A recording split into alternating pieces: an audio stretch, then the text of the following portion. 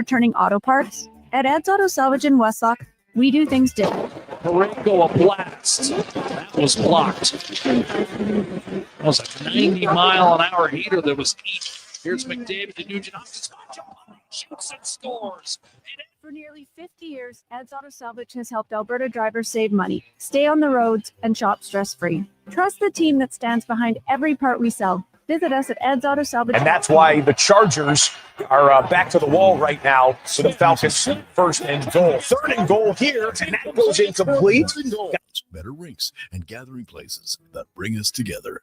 Vision Credit Union is proud to lend these local heroes a helping hand. Apply today for a Helping Hand grant up to $10,000 to support your community's next big idea. Let's make great things happen together. Applications are open until January 31st, 2026. Learn more at whatsyourshare.ca. Top quality flooring, locally owned, and Canadian products from Beaulieu. Yeah, that's CFI. CFI what? No, CFI, Custom Floors Inc.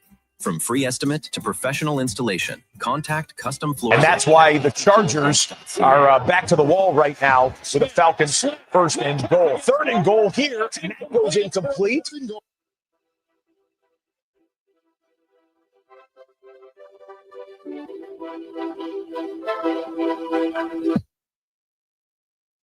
The Jason Gregor Show. Power play brought to you by Play Alberta. The Oilers, red hot. Nugent Hopkins, McDavid in front. It's home. 1-0 Edmonton. Back-to-back games with a power play goal for Jack Roslovic. On Sports 1440. Presented by PlayAlberta.ca, Alberta's only regulated online gambling website. McDavid to Nugent Hopkins. Shoots and scores. And Edmonton counters off the rush to take a 2-0 lead. Mangiapane with his.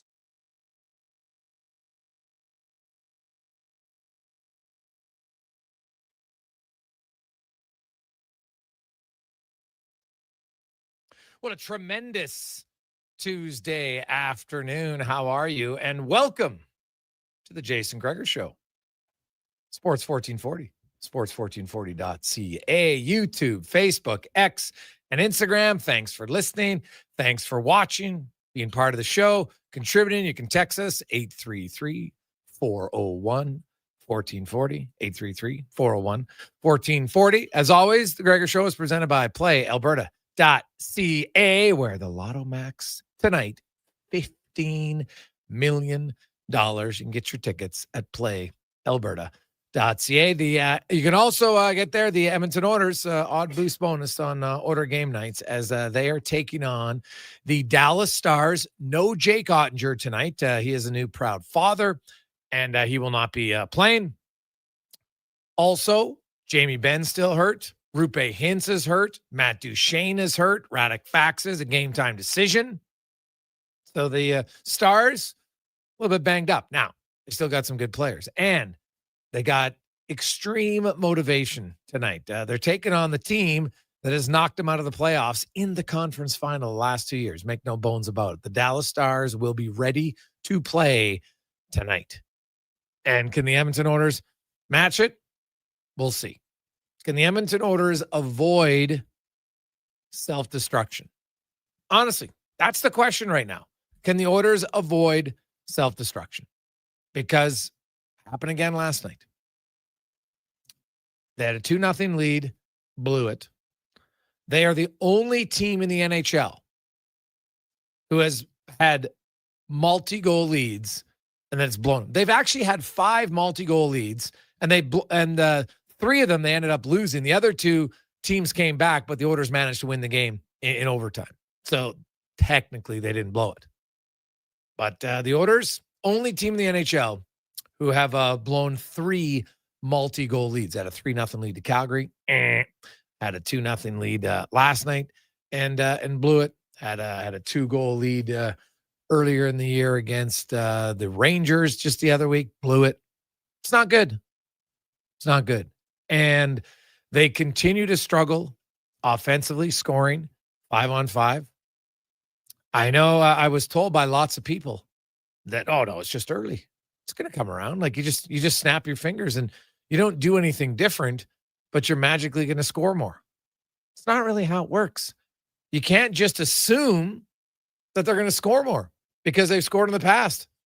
I'd like to believe that there's guys who will score more. Sure, I understand it. They should, but they're not. Not right now anyway. So you're scoring basically 1 goal a game, 5-on-5, in 8 of their 14 games. They've only had 2 games, 14% of their games, where they've scored more than 2 goals, 5-on-5.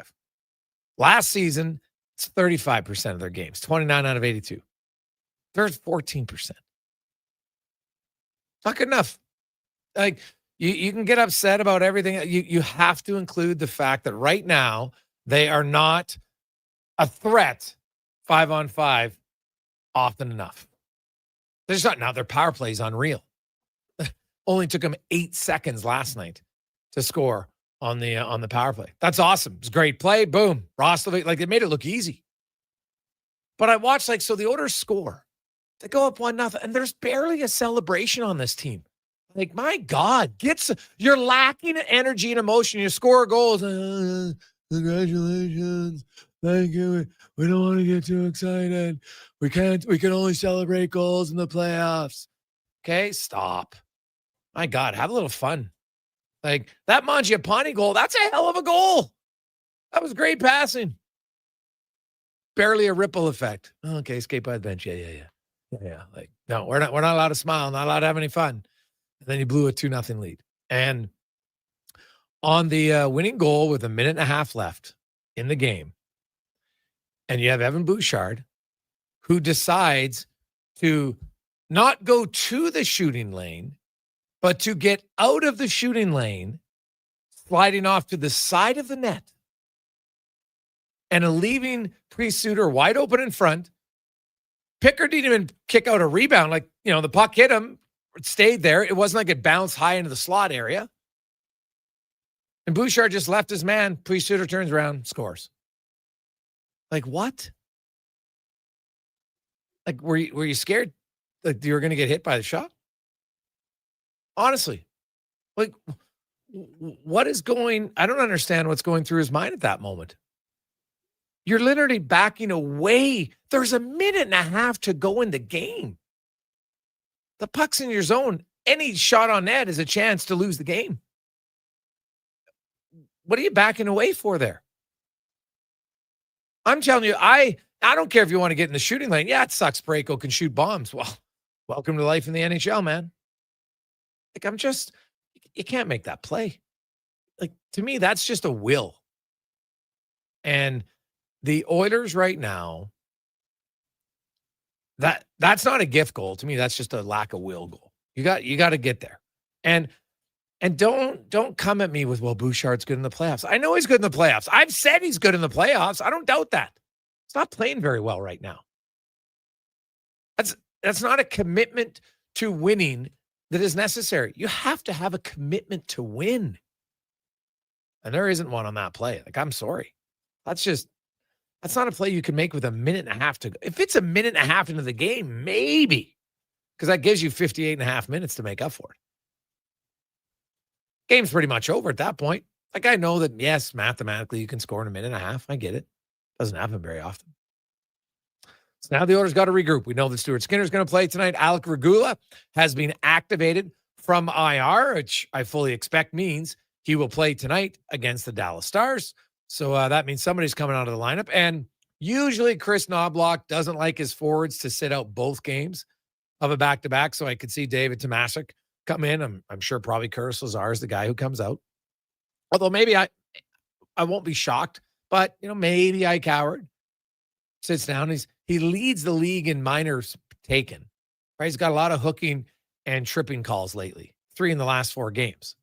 And kind of, on the boards, not in a really dangerous area of the ice. And it's a small little detail. And it's hard. Like, he's playing 7 to 10 minutes a night.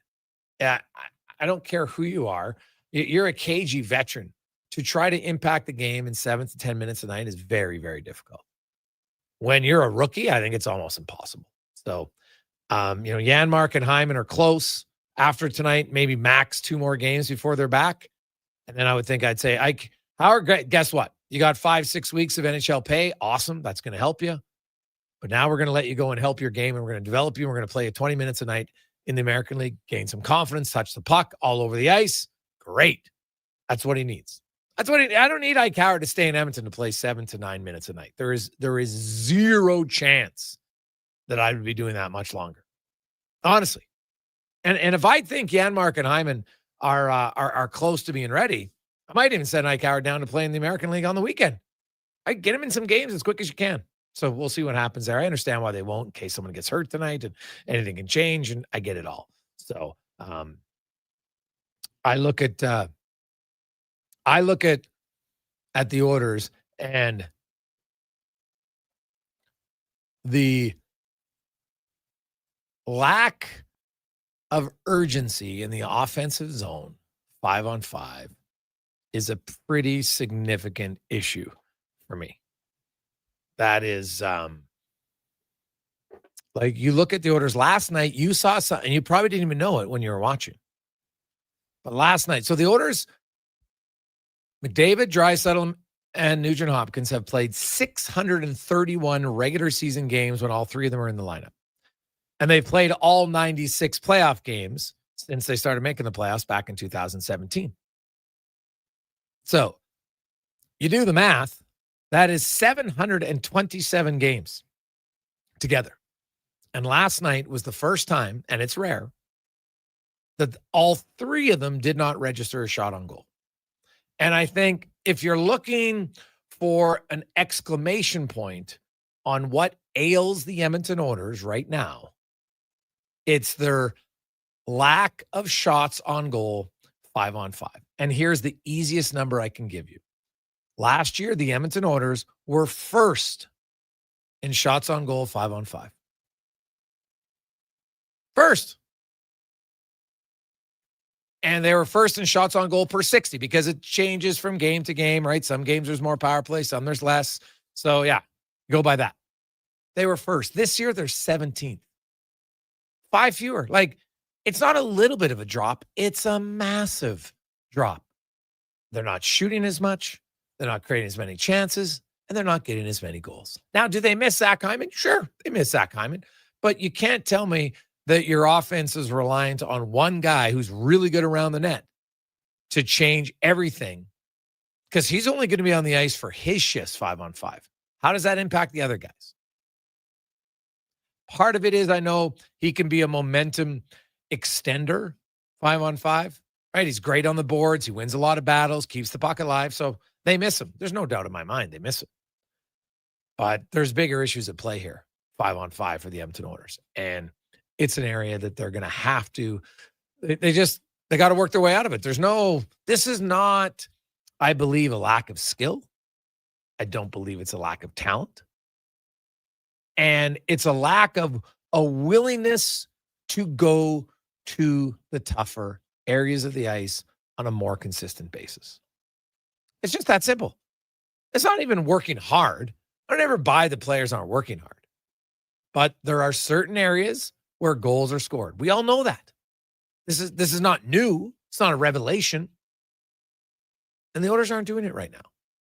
They're just not. Like, why? How many times did they penetrate the middle of the ice in the inner or low slot last night? How many rebound goals do they have all year? And how many guys are we got a shot on net, rebound goal. Now, they did have 2 rebound goals in one game against Utah, but those are rebound goals way to the outside. It's not normal, right? Emerson did it. Draisaitl did it, right, on the far right flank. I'm talking rebound goal inside. I think they have 1. Pretty sure they have 1 in 14 games. So there are some areas that they have to improve. Now, their power play looks awesome. That's great.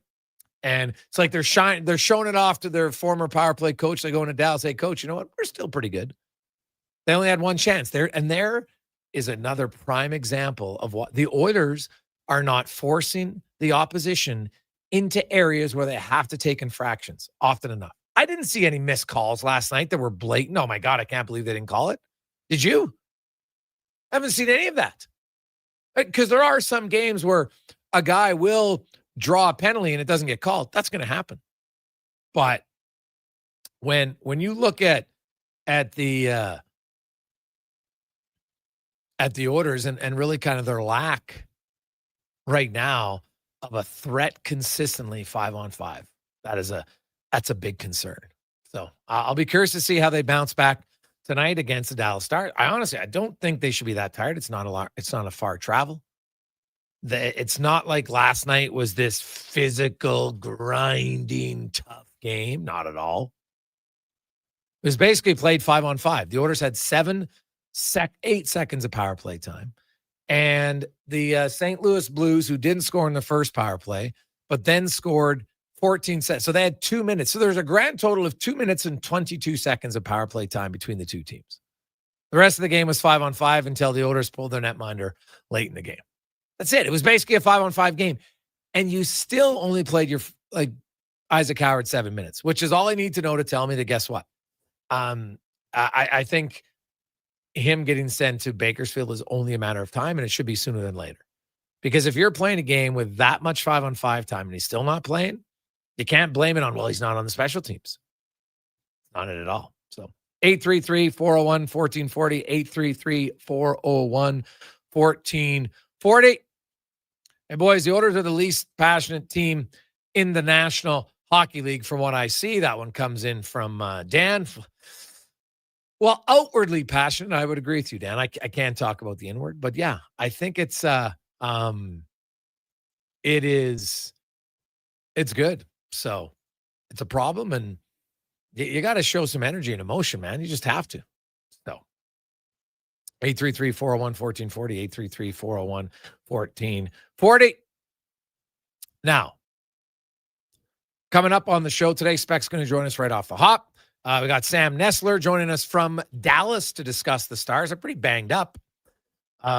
Casey DeSmith will start in goal tonight. He's made 3 starts this year and hasn't got a lot of help from his defense, as Woodley outlined yesterday, and he hasn't made a ton of saves. So will that continue tonight? We'll see. Dave McCarthy from SiriusXM will be by. We got the 2-minute warning with Tater, Jason Strudwick, 5 questions. Also, NFL trade deadline day. We'll get into that. The New York Jets making some huge moves as they just signed Sauce Gardner. Now he's gone. And Quentin Williams goes to the Dallas Cowboys in a pretty significant trade. Cons, what do you think of the deals? Crazy. I mean, obviously for the New York Jets, clearing up some space going forward, moving on from 2 pieces of their defense. We know Aaron Glenn is a defensive coach, the guy who played in the secondary. For him to move on from Sauce Gardner, very surprising. And then Quentin Williams, like, to me, you win in the trenches, and he's one of the best at that position. To give up on him, Jets fans, full rebuild coming up here. They're in tank mode, it looks like to me. The Dallas Cowboys, confusing to bring in Quentin Williams when they, didn't want to give that money to Micah Parsons, and they'll give it to him. They're both good players. I guess better to have one than none. It was kind of an interesting trade deadline. Glad to see the Chargers went out and grabbed some offensive linemen and Penning, the New Orleans Saints, a guy who brings a little bit of nastiness. And I just really like what the Colts are getting Sauce Gardner. Cost them A.D. Mitchell, who I think a lot of people had high hopes for at the wideout position, but to bring in a guy like Sauce Gardner who, can play that shutdown position, potential, has the contract in place already. That's pretty impressive. And one move I really do like, Gregor, Rashid Shaheed going to the Seattle Seahawks. That's a guy who can stretch the field. We talked about it on Fantasy Frenzy with Donovan Paulson. They kind of have guys who can now take over at each level. Shaheed can go really, really deep. You got Cooper Kupp working the underneath, and then JXN, he'll be all over the place. So I really like what the Seattle Seahawks are doing, obviously recognizing that they've got a pretty good squad here. Sam Darnold has not disappointed. Get him another weapon and a guy who can take the top off the defense. Really good moves. And overall, I don't feel like we've had a trade deadline in the NFL that's been like this. Usually it's kind of ho-hum, 1 or 2 minor moves, but it looked like other teams actually actively going out there and trying to get better. It's nice to see. Well, the Cowboys I'm interested by, because they gave up Micah Parsons. I don't think anybody thought they won that trade. And now this trade comes back, and if you look at kind of the pieces that they gave up from that trade to get to this trade, it's kind of like Williams for Micah Parsons and a first rounder. It's really what it comes down to, right? I think Clark's involved in there too, and they gave up a second rounder the other way. So you think they're actually any better or just different? Well, I don't think they're better. I think they're different. You can see a lot of teams do get really good pressure from that defensive tackle spot. Chris Jones with the Chiefs is elite at that. You can move him around a little bit. They also sent out Maisie Smith back to the Jets, so they lose him. Obviously, a big upgrade. I think they did okay. I'm curious why. To move on from a marquee edge rusher who, can win you games. Quentin Williams can do the same thing, and he can be good against the run as well, which might be the selling point there. But I'm just kind of surprised they did all that to come out with this. I don't think it's terrible. I love Quentin Williams as a player. I think he's really good, but it's weird. And then the timing of the season, do they really I guess they still think they want to make a push here for a playoff spot. It's going to be tough, and defensively they need to win in the trenches to make that happen. So I guess talking about it, Gregor, I like the move. I don't know if I love the entirety situation, but I like the move to go in there and bring him in. All right. Okay. Let's take a quick break. Mark Spector will join us. We got a lot of texts to get to too. People are fired up, as you should be. That's another, I look at the Edmonton Oilers. The Oilers are good. They're going to make the playoffs. I have no doubt about that. But what the Edmonton Oilers are doing right now is they're making it way harder on themselves than it should be. They should not be blowing this many leads. They should not be a team that is near the bottom of the league in goals for or 5-on-5. They just shouldn't. There's no reason to think that they are. So we'll get to that and more on the Gregor Show, presented by PlayAlberta.ca. More fruit? Check. Satisfying texture? Check. 3 amazing new recipes? Check. Let Booster Juice bowl you over with something completely different. 3 new acai bowls, loaded with delicious toppings including bee pollen, cacao nibs, and shredded coconut.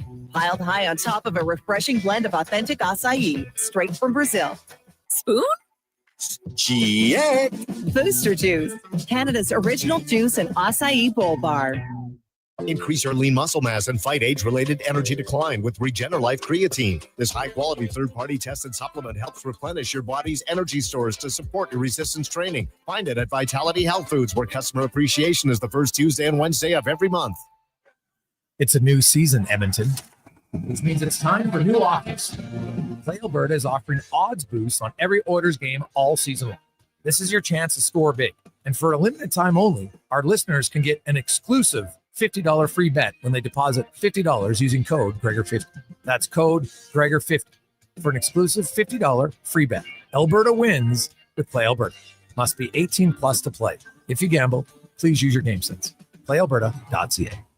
Get Black Friday prices now at The Brick. Skip the line and save big. Get 65% off genuine leather and reclining sofas when you buy the matching Love Cedar chair. Plus, get up to 25% off bedroom and dining furniture. And buy more, save more. Get up to an extra $1,000 off select major kitchen appliances. Mattresses are up to 40% off. And with every mattress purchase, you're entered for a chance to win a cruise. Some exclusions apply. See in-store for details. The Brick, saving you more. Your all-access pass to the world of sports is Edmonton's only sports radio station. From pre- and post-game hockey shows to in-depth analysis from your favorite commentators, the action never stops on Sports 1440. Hi, Mike here from Northgate Chevrolet Buick GMC. It's not lost on me that this radio ad competes with a lot of other dealerships on the air. So what sets us apart?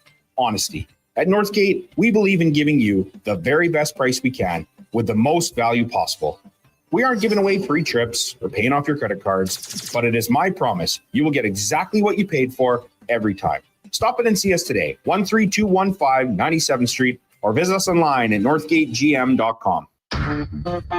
The job isn't done until the last load is hauled, and having a semi-trailer out of commission is not an option. Whether replacing or adding to your convoy, Edmonton Trailer has a huge inventory of new and used semi-trailers, trusted by the gravel, logging, oil field, fluids, and freight industries. Find a trailer right for you online or at one of their 3 locations. For sales, service, parts, rental, and finance, when you're in it for the long haul, Edmonton Trailer.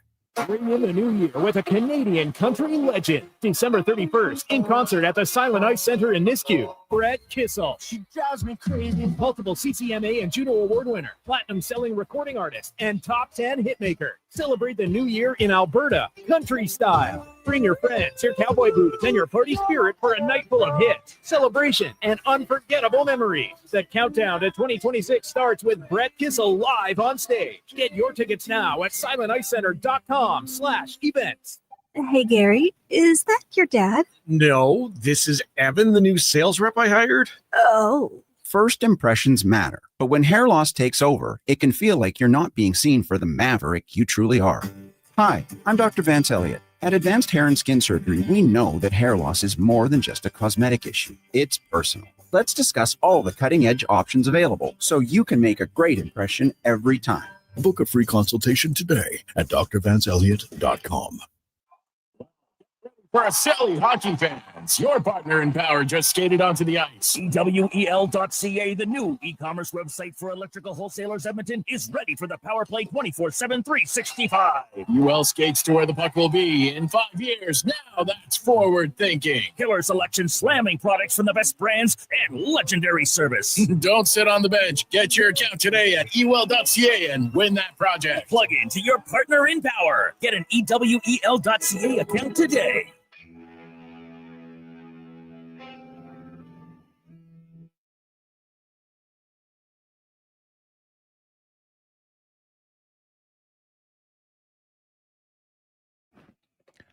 Portions of this hour brought to you by On the Rocks. The Oilers are back in action, and OTR is ready to be your hockey headquarters. $5.75 Molson Canadian, 69-cent wings, and play score and win every game. See more at ontherocksyeg.com. The Jason Gregor Show, the best of Edmonton sports talk and beyond. This is Sports 1440. Presented by PlayAlberta.ca, Alberta's only regulated online gambling website.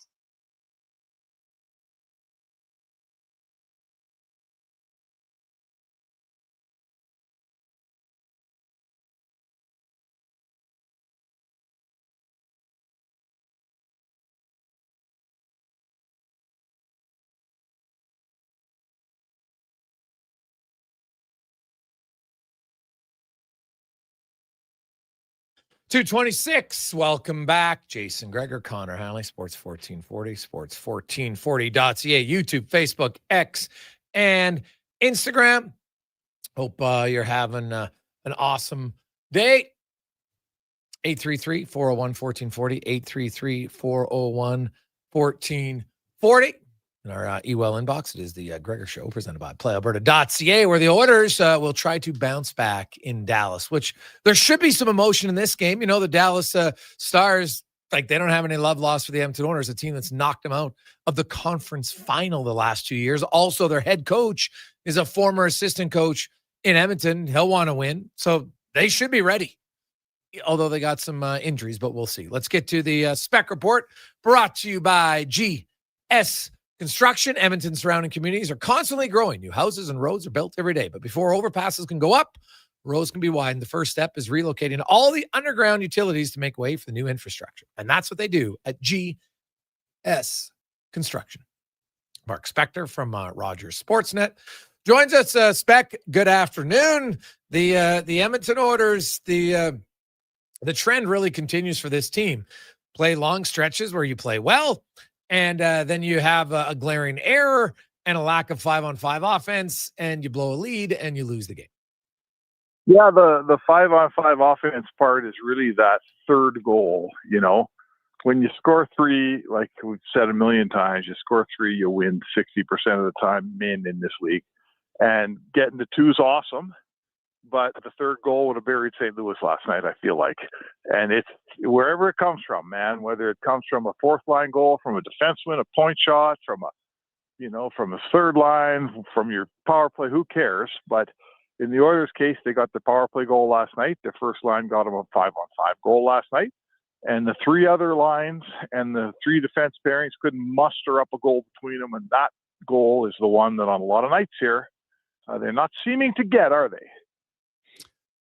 Well, no. Well, you're a perimeter team in the offensive zone. I've been saying it all year long. And no. It'll just pick up. It'll just magically pick up. It doesn't magically pick up if you don't go to the net and you don't get rebounds.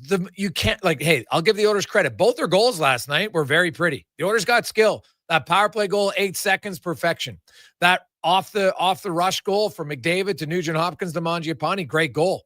No debating their skill level. It's their will level around the net. And if you don't do it, they ain't scoring. That, like, the numbers don't lie. That's the majority of goals are scored from around there. And they got too many guys. They don't go to the net. They get the puck in the offensive zone. And, they think right now let's just get points, shots from the point. And it's not working.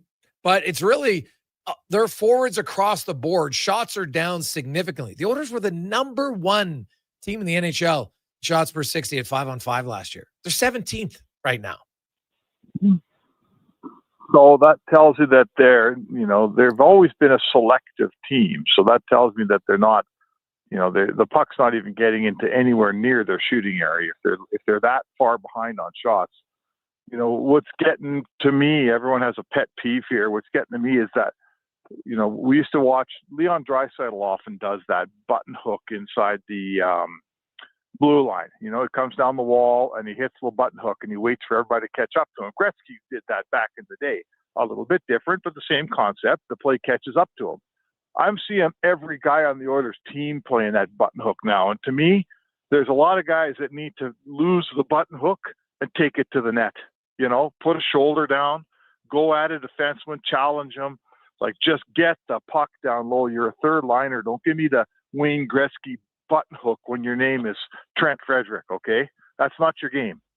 And they got too many button hook guys on this team right now, or guys who think they're button hook guys. And we both have the same complaint. In the end, Jay, they're not getting to the net enough for you, and they're not getting to the net enough for me, are they? No, they're not getting that enough for anybody, to be honest. And then, like, at some point, you look like it's 5 starts now, and Calvin Pickard's numbers are not good. Yeah, I didn't think he was so bad last night. Everyone says he was horrible. I didn't mind his game last night. I thought he made a bunch of pretty good saves. Let in 2, he let in 2, and then, frankly, if he gets any level of defense, like that last one, a guy standing in front of the goalie with enough time to go backhand, forehand, shelf. I don't blame goalies on those, right? Should he have that rebound? I guess.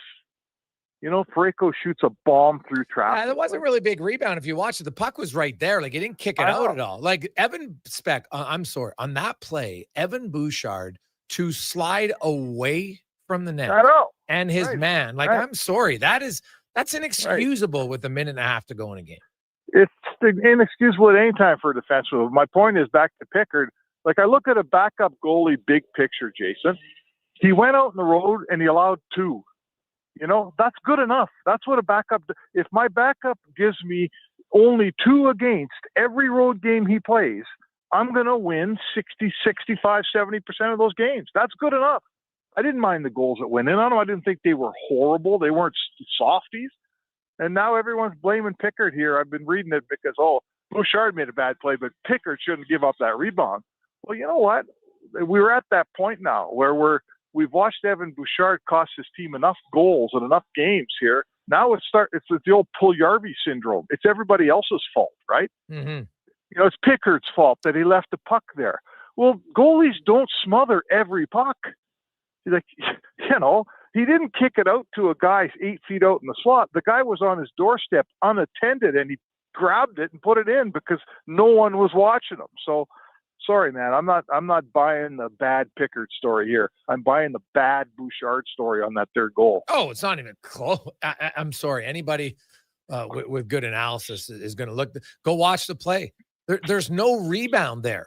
Really, the puck lays right in front of him, and he's going to go cover it. But if your guy covers up his man and is not sliding out of the play, like I've got kids on my young team that's one of my biggest things is that, guys, you got to funnel to the net, and defensemen, you got to stay around the goal. You got to protect the house. It's like one of the most simple thing. Strutting, Schmieder, Sean Brown, every one of them will tell you your job as a defenseman is to protect the house. That's your job. And to make that play with a $1.29 to go, it's just and I'm tired. You can't just say he's good in the playoffs. We all know he's good in the playoffs. That's irrelevant to the play last night. It's irrelevant. Well, in the play, which you start naming the plays. Like he's really soft in the hard area. You know, JT Miller the other night, Draisaitl loses his guy, and instead of stepping into a lane, Bouchard backs up and opens the lane wide up. Like, you know, being a I get it. He's an offensive defenseman. He's never going to be Jason Smith or Kevin Lowe, and no one's asking that. But there's areas of the ice that a defenseman has to defend, and that's the one. If he's tying up Pia Suter's stick yesterday, Calvin Pickard grabs that puck, and it's over. You know, it's right at his glove, and he grabs it. It's a save, and we're not even talking about it. But the fact that that area of the ice is left undefended with 1:30 left is, you're right, it's inexcusable. It's not an NHL level of defending, and everyone's, I hear it every day on social media, quit picking on Bouchard. Well, I'll tell you what, quit making yourself the story by giving up 2-3 goals a night. Yeah. And we'll stop picking on Bouchard. How about that? Like, yeah, I'm not even picking on analyzing one play isn't picking on it. It's analyzing the play. Yeah. And that so was we're analyzing the same play every game, though. Yeah. That's the problem, right? Yeah. Well, I haven't seen him do that. I've seen him make some cough ups before, but that one, to me, that was just a lack of will play. Right. And that's what's frustrating. To me, though, the Oilers, like, it's a combination. Like, their offense right now, it's barely a BB gun offense 5-on-5. Like, you can watch the rush plays, and a lot of them are pretty much the same. You come in on the rush, you talk about that button hook. That's like one of their set plays. Okay, we button hook, but the other teams know it now. It's easy. They'll say, "Oh, give me the button hook." Now you're going to button hook back. You don't have a lot of guys going to the net, and when you do, either your point shots are missing the net, or they're not getting it. You know, you're shooting. We got the guy. I'm standing in front spec, and I have the stick on my left side of my body. Well, the shot's coming on the right side. I can't get my stick over to the. So what's the point? And like, if you're going to shoot, and if you want to crash the net, then you got to at least put your shots in an area where they can get a stick on it, for goodness sakes. And there's just their execution and attention to detail right now just is not good. Yeah, it is. It is exactly that, Jason. I mean, I guess you'd say their power play is good. It's the best in the league right now. But short of that, you're right. They're a team that's not. And I get it. It's early. It's 14 games in. It's a long season. Blah blah blah. So, you know, and they're in the race, and they're not buried, and their record's better than it's been the last couple of crappy years. But you know, it's very difficult to just sit there and watch this team and say, that's okay. It'll come around. Like, it doesn't. You know, watching them, it's not a lot of fun watching them. You don't mind watching it. I want to think of a team like, there's been Flames teams the last couple of years that haven't been any good, but man, they try hard, and man, they come back, and you just leave the rink thinking, boy, those guys gave me everything they got. And I'm watching this Oilers team on a lot of nights. I'm thinking they're giving me about 60% of what they got. Yeah. The Dallas Stars, they're pretty banged up. We're going to go to Dallas next, but no Ben. We know that he's out, and Duchesne's out, and Rupe Hintz is out. So those are some pretty key pieces. They still got obviously lots of other good players. Their back end's good, but no Jake Ottinger tonight. And you know, it's the Oilers on the second half of a back-to-back. Like, there should be a little bit of emotion in this game, considering if I'm the Dallas Stars, I hate the Oilers because they've knocked me out of the playoffs in the conference final, no less, 2 years in a row. And our new coach used to coach him, and everybody knows, you know what, you put up a little extra incentive to try to win those games. Like, my goodness, there should be a little energy and emotion in these games, because right now, Spec, like, there's just not a lot of, I find, emotion in many of the Oilers games. Yeah, and I'm hearing the same thing around the league, to be honest. I'm hearing, you know, you're seeing other teams that are kind of, geez, why did my team play so flat last night? I don't know. Is the schedule too long? Is it too compact this year with the Olympic break? You know, why are teams taking, you know, if you notice, the teams that are playing the best right now are the Pittsburghs and the Montreals and the Anaheims. And, you know, there's a lot of teams that are playing pretty average that are good. So don't ask me why. I mean, these guys get paid all year long, and they sure do charge expensive. The expensive price of tickets is the same, Jay, for the 10th home game and the 40th home game. So I think you expect a certain level of effort here. But you're right. You know what? You're watching the team play, and you're going, man, is this it? Like, this, another boring game last night, frankly. It was just another boring game in St. Louis. Yeah, there wasn't a whole bunch. going on. Ike Howard, he leads the Oilers in minor penalties with 5. He's taken 3 in the last 4 games. Speck's not playing a ton of minutes. And the penalties he's taken, they're not like undisciplined penalties, retaliatory penalties or anything, but they're all pretty much in the same area of the ice on the boards. And I find he's reaching and rather than moving his feet. It's a young player. But I look at his minutes and I'm like, it can't come fast enough to get Janmark and Hyman healthy so I can send Howard down and let him get playing. Yeah, he's got to play. Like, I think I would defend the young player and say it's harder to play 9 minutes a night than you think. You know, it's hard. Like, it's not easy to be an effective player for 10 minutes. You know, a guy once told me, he said, think about it. You get over the bench, you hop over the boards. You're not even sweating half the time, right? Yeah. You don't even have a sweat going, and everyone else does. And anyone who's played any level of any sport can tell you that until you get a bit of a sweat going, you're not at your best. Mm-hmm. And that's just one little thing that is a big thing. And here's a kid that's been a first-line player every place he's ever played in his life. He's a 18 to 24-minute forward every year of his life, and all of a sudden he's a 9-minute forward, and it's hard. It's just hard. I don't criticize Ike Howard. He's in a position he's not ready for. And this, to me, Jay, frankly, I'm not blaming the Oilers. I get it. They got injuries and stuff, but this defines putting a young player in a position to fail, right? This is it. Your Edmonton fans, radio people, listeners, watch Ike Howard. He is being put in a position to fail, to lose his confidence, to take too many penalties, to not be productive. And now he's going to go down to the minors probably, which is the best thing for him. And that's going to hurt his ego and his confidence and all those things. So this is why the minors exist. And this is why you send young players there. So they don't play 9 minutes and sit in the box and play crappy. And unfortunately for Ike Howard, he's a victim of that. Is that fair, Jay? Yeah. Oh, yeah. I'm not criticizing. I was pointing out the penalties are just another reason why I'm saying, hey, let the guy go to the minors. He needs to play 20 minutes tonight, get back to moving his feet because he's not moving his feet on most of those plays. And that's why he's getting called for penalties. One last one, Alec Regula, who hasn't played since October 11th. That was the game against Vancouver. The Oilers won. He got rocked a few times. So he's missed 12 games. I fully expect, I know we won't know officially for another few hours that he's going to play tonight. Like, you're not going to activate the player off of IR if he's not going to play. So I would expect that he comes in tonight. What's your expectation? I think he probably can't hurt. I think he's a better offensive player, has better puck skills than Ty Emberson.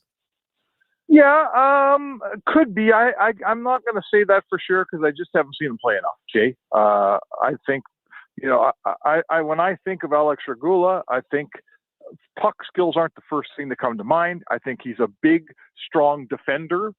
And for a guy his size, they say he seems to have really good puck skills. We saw him in preseason. That doesn't count much when the game starts, but the season starts. But I guess I'd ask you, so let's say Emberson comes out, that's fair. What is the roster move? I think it's got to involve Troy Stetcher. Well, there's no roster move spec. They had 22 not guys. Today. Oh, yeah. Not today, Yes. but coming up. Let's face it, yeah. they're not going with a defenseman. No, it's Troy Stetcher. Do you try to send Stetcher down or do you trade him? Well, like Does he get down? I've said about a trade, I don't see a team giving up one of their 7 draft picks to get Troy Stetcher. So, unless you're trading him for futures, which doesn't make any sense, right? Now you're just you're helping a team. So, because futures for anybody out there is basically the play way of saying nothing. You're probably going to put him on waivers. A lot of it's timing wise. I don't think it's a lock that he gets claimed on waivers, to be honest. It's not a lock. No, it's not a lock. So they probably player. Yeah. Oh, yeah. He's he's a depth defenseman who's got 500 NHL games experience. And if I'm the Edmonton Oilers, I'd put him on waivers because in 2 weeks I could have an injury and I need him back. So that's why I'm not going to trade him away for, first of all, I don't think he'll get anything. And second of all, I'd rather go through the look at the league. And to me, it's kind of about timing. Okay, let's see. Okay, there's a Saturday night. Lots of teams play. There's only 3 games on Sunday. Okay, let's put him on waivers on Sunday because if team hasn't suffered any injuries on Saturday night, unlikelihood that they're going to claim the guy, right? Because the last time they lost a guy in waivers, a venture defenseman, was Dermott because Minnesota got 2 guys hurt that same night against the Oilers, funny enough. So that's how I would play it. A little bit of strategy and then hope. You can never guarantee what's happening, but that would be my idea with him. No, that's it. It's a little bit of strategy, but really it's hope. Really, you don't know if there's a GM who's got a 6 defenseman out there that he just flat out doesn't like, or a guy that's had an injury that they're nursing, or there's a lot of stuff you don't know. So you're right, Jay. If you put him on waivers, you're just going to hope. And I kind of hope for Troy Stetcher that some team who needs him takes him, because I got a soft spot for him. He's a good, he gives you everything he's got, man. We're here talking about players we think need to bring more. You can say what you want about Troy Stetcher. When he plays, he brings everything he's got every time. I like that about him. Spec, we'll see what happens tonight in Dallas. We'll see if the Oilers can get to the net. Yes.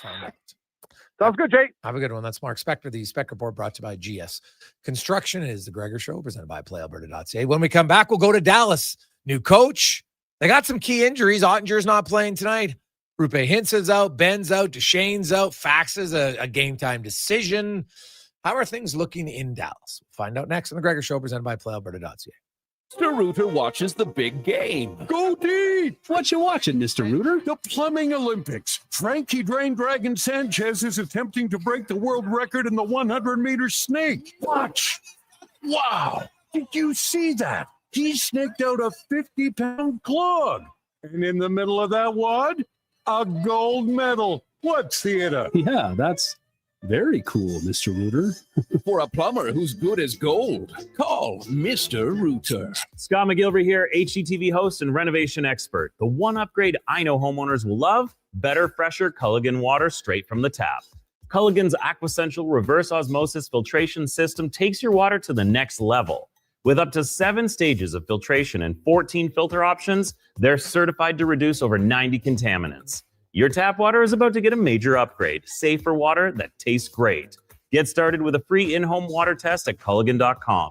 Culligan, water you love. Hey, sports fans, we've got a clear choice for you. At Crystal Glass, we provide customers with the perfect glass for any job. From home to auto and even commercial, installation or repairs, we're your team. Call 310-GLASS or visit crystalglass.ca. Crystal Glass. Increase your lean muscle mass and fight age-related energy decline with Regenerlife Creatine. This high-quality third-party tested supplement helps replenish your body's energy stores to support your resistance training. Find it at Vitality Health Foods, where customer appreciation is the first Tuesday and Wednesday of every month. Sure, your couch is comfortable, but watching the game is always better and on the rocks. With crystal clear TVs, you won't miss a single play, and the specials are a major league win. Pre-game warm-up starts with specials 30 minutes before the puck drops. Get 69-cent wings and $5.75 Molson Canadian and Coors Light drafts, and play score and win every game for your chance to win big. Be part of the action this hockey season. See the menu online at ontherocks.yeg.com. When you have lifting and material handling needs, Northwest Crane delivers. Western Canada's Sandy dealer, backed by the industry's toughest one. 3 years, 3,000 hours, no compromises. They service all crane makes and models with skilled technicians and deep industry expertise. Alberta owned, with locations in Leduc and Grand Prairie, and fully equipped service trucks. Northwest Crane keeps your operation lifting.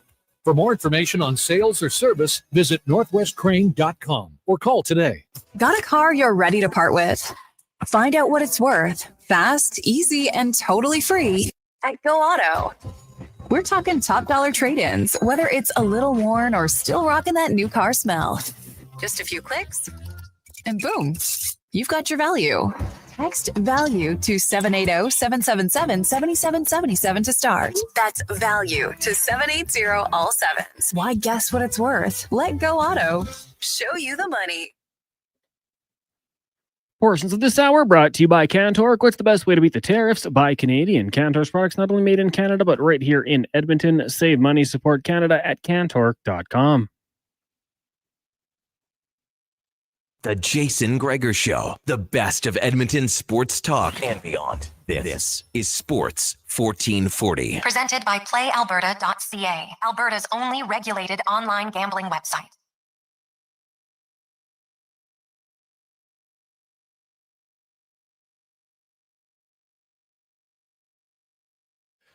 .240 5. Welcome back. Jason Gregor, Connor Halley, Sports 1440. It is, of course, game day. The Oilers in Dallas to take on the Stars. Then they will have tomorrow off, probably practice Thursday, Friday. They got home games against Colorado and Columbus Saturday and Monday. And then they jet off for a 7-game road trip. So they will try to find a way to get a victory in Dallas tonight. And we'll see. Can they get their offense going, which has been kind of stuck in, except on the power play. The power play is killing it. Best power play in the NHL. It's not a real big surprise, but 5-on-5 scoring, 5-on-5 shooting has hit the ditch big time for the Edmonton Oilers.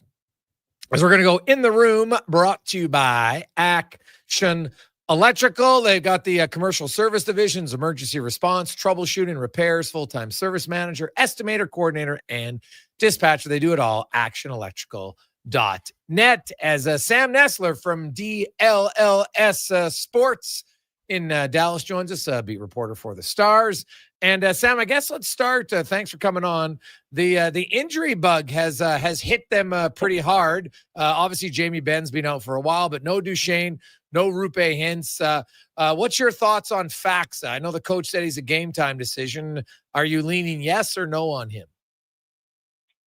Yeah, I think he's probably a yes. Okay.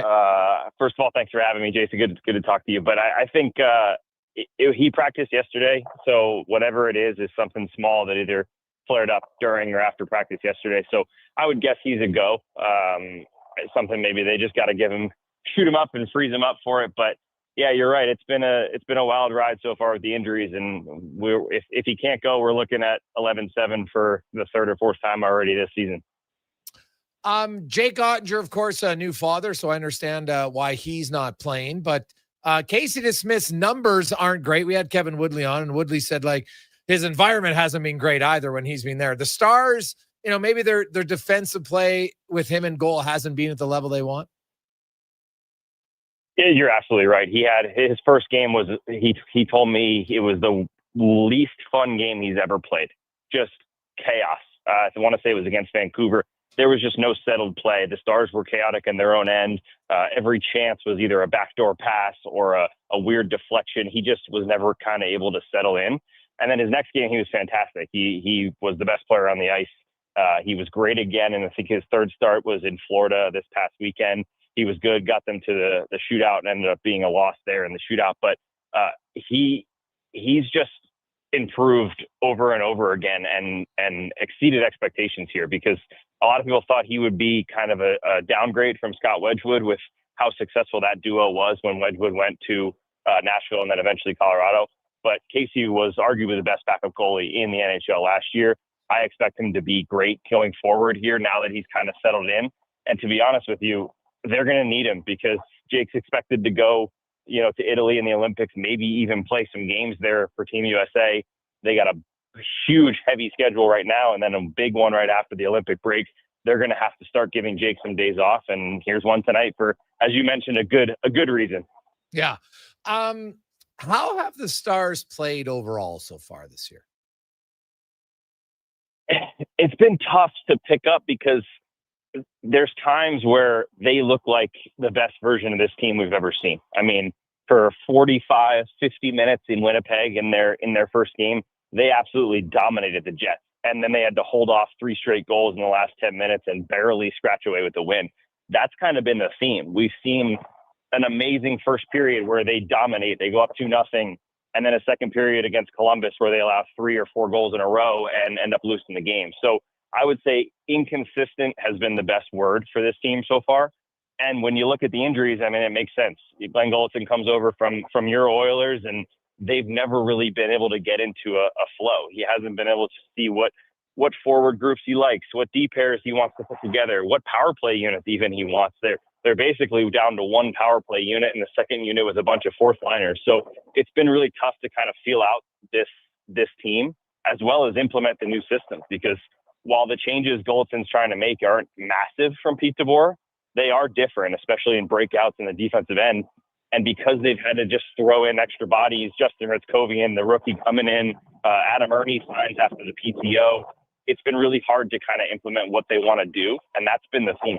Treading water is what I keep saying. They're just trying to find a way to bank some points and improve a little bit here and there until they get some reinforcements, which Roopehin skated this morning. So hopefully one of those is at least coming soon. Right. Yeah. It sounds like he's getting closer for the Dallas Stars. What about their defense core? 1 through 6. Yeah. They have two of the best defensemen in the NHL, right? Miro Heiskanen and Thomas Harley. Harley signs the big contract last week. He's proven that he is only going to get better and is probably going to be on Team Canada again at the Olympics this year. Miro Heiskanen's had an up and down year. I believe he's still slowly coming back from that knee injury that he had last year against Vegas that held him out for a big chunk of the playoffs. I think he's going to get better. But if you look at those two, they've had the chance here to really grab hold of this team. With all the injuries, they've needed someone to kind of play superhero a little bit, and that can rotate on a nightly basis. As of now, it's not really rotating. It's pretty much Jake Ottinger and Mikko Rantanen, and Wyatt Johnston started off pretty hot, but even he's cooled down since then.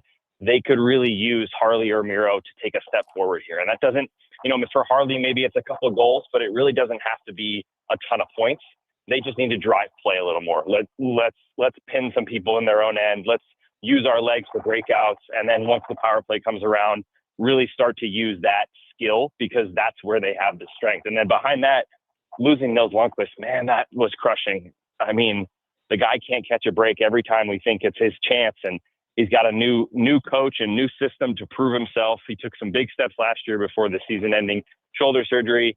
He goes down right away early in the season, and he's been out, and he's going to be out for a good amount of time. So they've pretty much rolled with what they have because they have 7. They called up Kyle Capobianco from the AHL for some backup help on this recent trip, but they've really had the same 6. And I guess that's good in a way because they've known they have that option. That's all they can roll out. But Leon Bischel, had a big playoff last year where he kind of announced himself to the league, especially with his physical play. This year, haven't really seen that. He's only had a couple of those big type of hits that kind of change the game and get the opponent's attention. He's not making as many mistakes, which may be why he's going for fewer hits to try to, clean up his game a little bit. But I think there can be more from a lot of those guys. And the one that's been really steady is Esa Lindell, who I think steady is the name next to his on the roster because he's always the same guy, blocking shots, playing heavy minutes, killing penalties. But I'd like to see some more from the other guys around him. There was talk about, Thomas Harley not having a great start. Agree or disagree with that?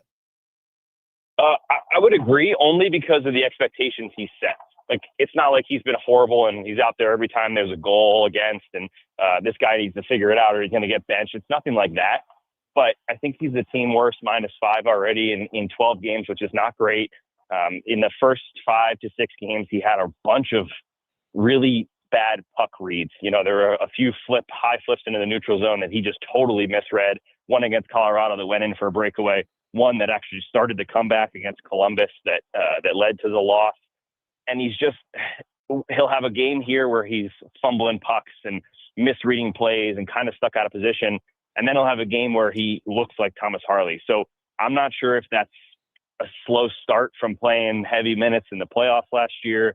I'm not sure if the contract thing was on his mind a little bit or if the Olympics are on his mind a little bit. The guy doesn't seem like someone who gets bogged down mentally too easily. He's the most easygoing guy in the entire world.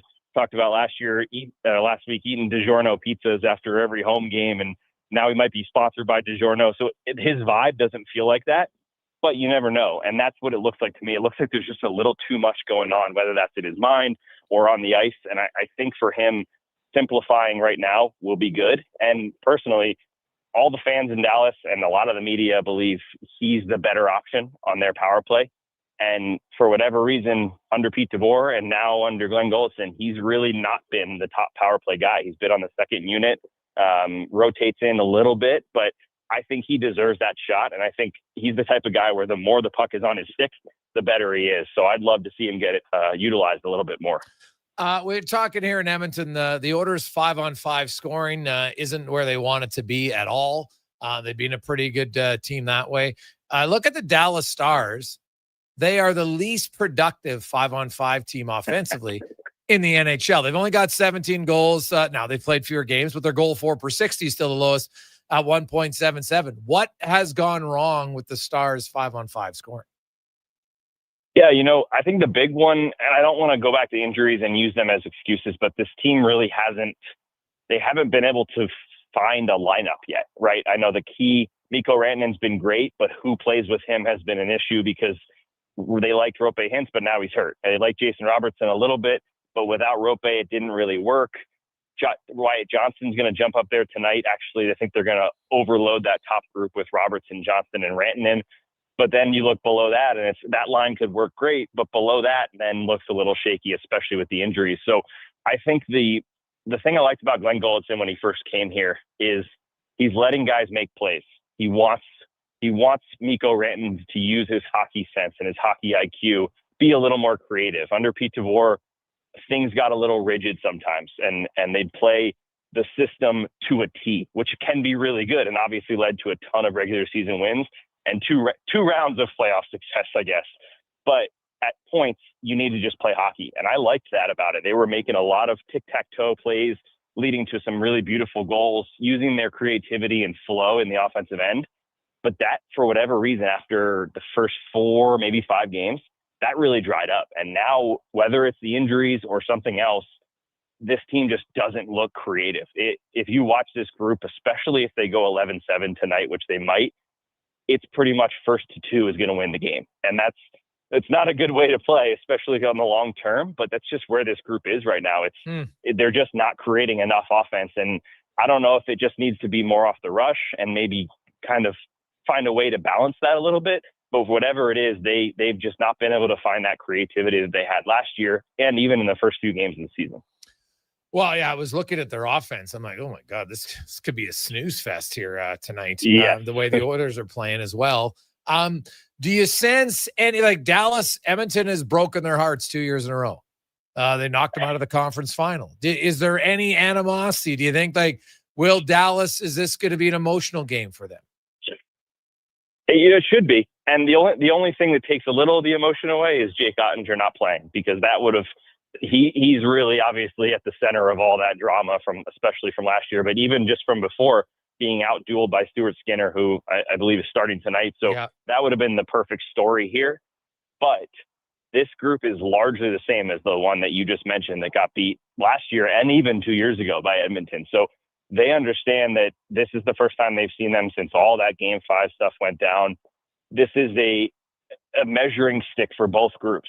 Even if they're not playing well, these are still 2 of the best teams in the Western Conference, if not the NHL. I think both are going to be emotional. And the thing I'm really looking forward to is, I'm sure you guys remember, maybe not as well as the Dallas fans do, but the flashes on Roope Hintz from Darnell Nurse and Evan Bouchard, they are remembered here within the fans, the media, and everyone else.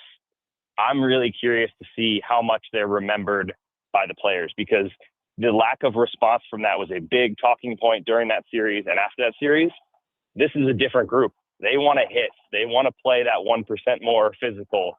Goldson talks about hand-to-hand combat all the time.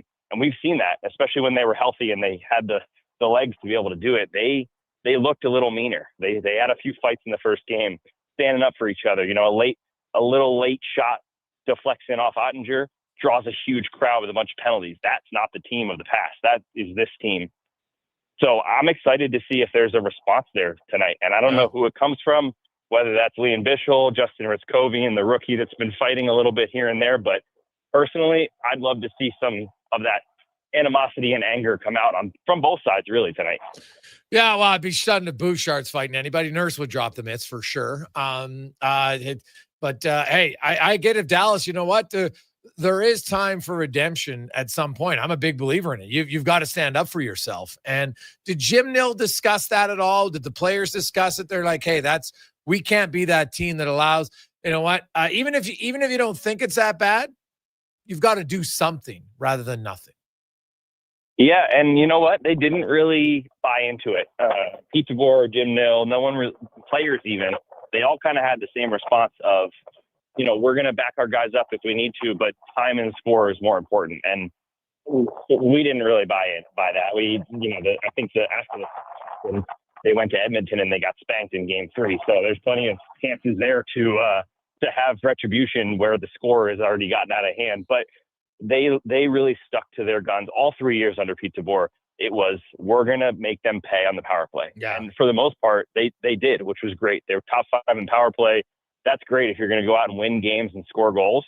However, you and I know it doesn't take a lot of thinking to realize if you go in against a team and you know you can shoot late on a goalie, give a little poke to the goalie if you're Corey Perry or whoever you are, throw as many hits on Miro Heiskanen as you want in the corner and punish him, and you're not going to have to look over your shoulder, that's a different type of game that you can play. And you're playing free. You're playing downhill. You're doing everything you can to impose your will, knowing that team in green isn't going to do anything about it. I don't think that you can win that way in the NHL when it comes down to crunch time, because you have to have a little of that fear. You have to have a little bit of intimidation. And the Stars haven't had that in the past 3 Western Conference finals, which is why they haven't been in the Stanley Cup final after that. I just think they've been controlled, they've been dominated, and that has to change. And like I said, it had early on in the season. I think right now they're just running on fumes with how many games they've played and all the injuries. So it's tough to see whether it's going to keep going. But I really have liked the way they've flipped that. And obviously Glenn Goldson has come in with a message of we're going to be harder to play against and give that extra 1%, extra 1 degree that makes us a little harder to play against in those areas. I've loved that. Well, we'll see. Sam, you've piqued my interest. It would be great if there was a little emotion, because there hasn't been a lot of emotion in the Oilers games this season, other than emotion from the fans with frustration after the Oilers blow another 2-goal lead, which they've done more frequently than any team in the NHL so far this season, unfortunately. So we'll see how it goes tonight. Thanks for your time, Sam. All right, Jason, thanks. There you go. That's Sam Nestler joining us from Dallas. Let's get to Sports 1440 update, brought to you by Fountain Tire. It's getting colder. You know it is. So don't delay. Think you need some winter tires? Go to Fountain Tire. You get 15% off tires right now, fountaintire.com. This is the Sports 1440 update. Game day, the Oilers looking to bounce back from yesterday's loss. They're in Dallas taking on the Stars. Puck drop after 6. Our pregame coverage is Walker, Gregor, Paulson, and Ferraro gets going at 5 right here on Sports 1440. Elsewhere, Sabres up against the Mammoth, Flyers in Montreal. Islanders take on the Bruins. Canes in New York to take on the Rangers. You got the Golden Knights and the Red Wings, Panthers, Ducks, and the Kings hosting Winnipeg in the association this evening. The Raptors hosting the Bucks. Tip off 5:30. Also, Magic taking on the Hawks. Bulls host the Sixers. Suns in the Bay taking on the Warriors. And Clippers hosting the undefeated OKC Thunder. From the CFL, the Elks have extended national wideout Connor Julian Grant through the 2026 season. In the NFL trade deadline, come and gone. New York Jets dismantling their defense, sending cornerback Sauce Gardner to the Colts for wideout Katie Mitchell and 2 first-round picks. Then sending defensive tackle Quinton Williams to the Cowboys for first- and second-round picks, as well as defensive tackle Mozzie Smith. The Seattle Seahawks acquiring wideout Rashid Shaheed from the Saints for 4th- and 5th-round picks, while Jacoby Myers heading to Duval County. Joining the Jags, the Raiders will get a 4th- and a 6th-round selection in exchange. You got 2 games in the AJ this evening. Grand Prairie hosting, or in Calgary, and Drumheller hosting Fort Mac. Both games get going at 7. Coming up in hour 2 of the Jason Gregor Show, we'll be joined by Dave McCarthy from SiriusXM NHL. I'm Connor Halley. This has been a Sports 1440 update. This is Sports 1440, a Stingray radio station broadcasting on Treaty 6 territory. Download the free iHeartRadio app and listen to CKJR wherever you go. You got a go-to coffee spot, a trusted barber, even a lucky game day jersey. But when it's about looking, Portion of this hour brought to you by there's only one name you need: Mr. Dirk. Family run since 1939. We're experts in crafting impeccable tailor-made suits and offering a wide variety of 226. Welcome back. paired out with personalized Welcome one-on-one back. fittings and the convenience of on-site tailoring. Mr. Dirk elevates your style game. Welcome Visit our back, Edmonton Jason store Gregor, or explore Connor Halley, MrDirk.com. Score big on style with Mr. Dirk. Legacy Heating and Cooling is the How are only things place looking to call for in heating Dallas? your home. Find out So next when on the it's Gregor time Show to presents by replace your Cloud old furnace, or for 24-hour repair with no overtime. 5. rates. Welcome back, Jason Gregor, Connor Halley. Welcome back. Legacy even heats your shower with hot water tanks. And with no interest and no payments for 1 year, it could only be Legacy Heating and Cooling. Michelle and Colette are sisters. Sisters who don't agree on much, especially when it comes to which hockey team is the best. Edmonton is the best, baby. Vancouver's #1. Even when it comes to meat snacks from Wilhawks. I love the Harris Wiener. The ham. What a tremendous Will agree. Tuesday afternoon. How are you? Just be the only thing Alberta hockey fans can agree on. Others can try to imitate, but no one Tuesday can duplicate Wilhawk beef afternoon. jerky. How Only available in Leduc. Get yours today because you don't win friends with salad. This hockey season, before every game, check out the pregame show with Andrew Walker on Sports 1440. It's brought to you by Titan Supply, your only source for rigging, lifting, and hauling products. Visit titansupply.ca. Increase your lean muscle mass and fight age-related energy decline with Regenerlife Creatine. This high-quality third-party tested supplement helps replenish your body's energy stores to support your resistance training. Find it at Vitality Health Foods, where customer appreciation is the first Tuesday and Wednesday of every month. 60 years ago, we started selling trucks as Western GMC Buick. Today, we are Wolf GMC Buick. We're still located on the corner of 184th Street and Stony Plain Road with the same ownership for over 2 decades. Our customers have trusted our family-owned, community-driven business. And for that, we are thankful. If you're looking for a truck or SUV, pop in and one of our seasoned professionals will get you a great deal, hassle-free. Come trust our team at Wolf GMC Buick. Wolf GMC Buick.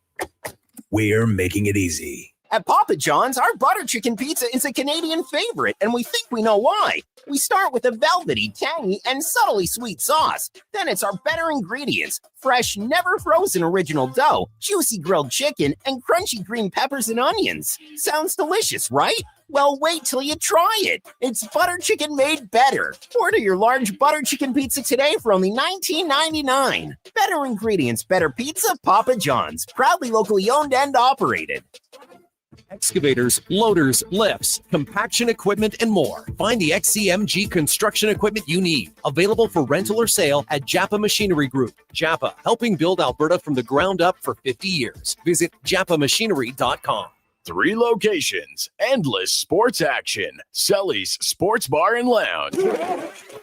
Sully's is the place to catch every game this fall. With tons of TVs, there's never a bad seat in the house. Check out the game night food and drink features and bring your friends for all the fun with Oilers watch parties all season long.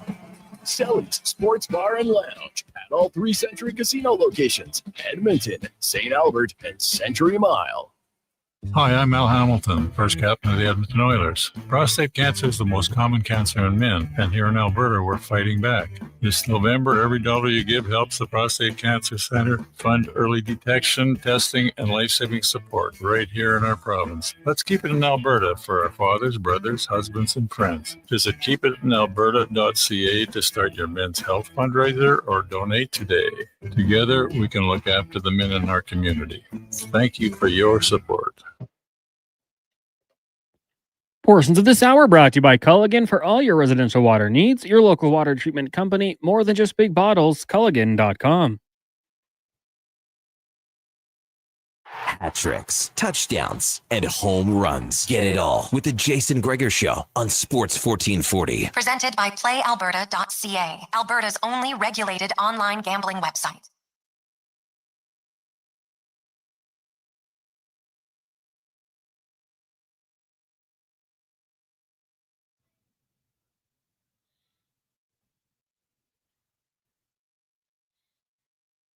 $3.10. Oh, Oilers and Oiler fans could use a little romance between the two of them. I think you're on the outs right now, and I understand why. There's a lot of frustration, as there is at times in a relationship. It goes up and down. Sometimes you need to go for a walk. Serenity now. Many of you have been there, ladies, gents. You know what I'm talking about. I love you, but some days I want to go. It happens, right? It happens in any relationship. I get it. So right now, Oiler fans are they're a little disappointed. This is one where they would like to speak and just say, you know what? I'm feeling, wake up. You can't keep doing the same thing. Like if you're constantly, you know what? Hey, I've asked you, don't leave your clothes in a pile. And you constantly are leaving your clothes in a pile. Eventually, you're going to get frustrated. I get it. It happens. So We got a lot of text flying in at 833-401-1440, 833-401-1440. It's the Gregor Show presented by PlayAlberta.ca. And we'll get to some of them. And Gregor, if Regula's coming in, why not let Bouchard watch a game from the bleachers? Is that just crazy talk from Noosa Rep to Troy? Well, I look at it this way, Troy. I think the coach, there's a process here. Bouchard is one of your best players. He's not playing to his capability right now, but he's one of your best players. He's also on your power play, which is the best in the NHL. And it's the only thing going offensively. So to put him in the crowd for a game is just, that's rage and anger. And I don't think it's common sense. Now, could you do what you did to Darnell Nurse? 6, 7, 8 minutes to send a message? 1,000%. I'm actually surprised it hasn't happened yet, to be honest. Like, although last night I didn't really notice Bouchard in a negative way until minute 20 to go. And you're just like, oh my goodness, now it's a different way that you're making a play that just, I'm sorry, that play can't be made. That to me is an inexcusable play by Bouchard. You can do more. You can't just back off and just give the guy a free lane to take the puck in the crease and score. I'm sorry, you can't do it. Like that's pretty basic stuff. And to me, that was almost like a lack of will to get in the shooting lane and battle in front of the net with a minute and a half to go. And that's less than ideal. But I would not be benching Bouchard. No chance. Your power play is the one element that is going well, and he's a part of it. So no, I wouldn't do that at this point just yet. Hey, Greg's, I like that you brought up, it does seem like the Oilers never seem to celebrate. Any idea why? Honestly, I don't know. I don't know if it's because they're like, well, you know what? We've been in the Stanley Cup final and, you know, these games and these goals aren't that exciting. Or Edmonton doesn't have a lot of people who are naturally outgoingly gregarious. They're just not, right? Nugent Hopkins, pretty calm guy. Doesn't mean they're not competitive, but they're not outwardly, right? Like you'll see Draisaitl every now and then. He'll celebrate a bit. McDavid, if it's a highlight reel goal. Now in the playoffs, totally different story.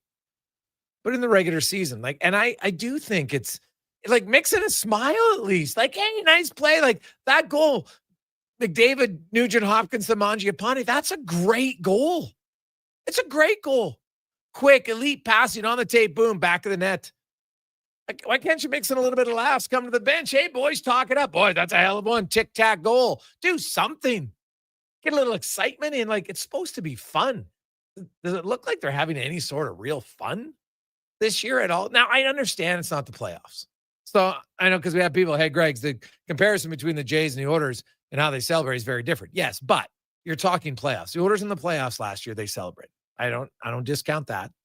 Right, it comes natural. But even in the regular season, yeah, the Jays, but they have more guys who are a little bit more just Springer, outgoing personality. Carrero, same thing. He likes to have fun. That's just who his personality is. And the Oilers don't have, not that they're opposed to having fun, but like they don't have a lot of guys who are like chuckle, chuckle, chuckle, ha, ha, ha.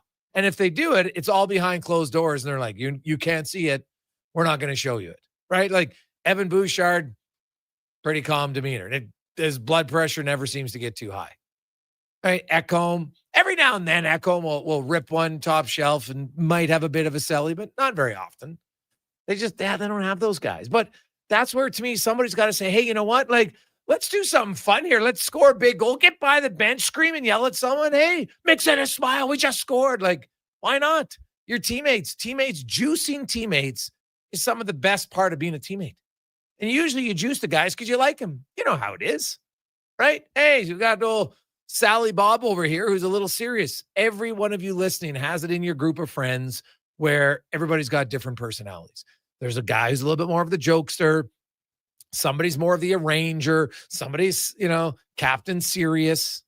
Right? But that doesn't mean you can't poke fun at them for all their different things. I'd like to see a little bit more enjoyment at times. Like, it's still hockey. Like, oh my God, you want to go sign up for lots of other jobs you can do. Like, trust me, my job is fun. I try to have fun in my job all the time. Because I've had jobs that I didn't find overly fun. Now, I still did it. But it wasn't like, oh, having the time of my life here. No, it happens, right? And not every day of your job is great. But I'm telling you, scoring a goal should always be fun. Always. And to me, it's okay to mix in a little bit of a laugh and a smile.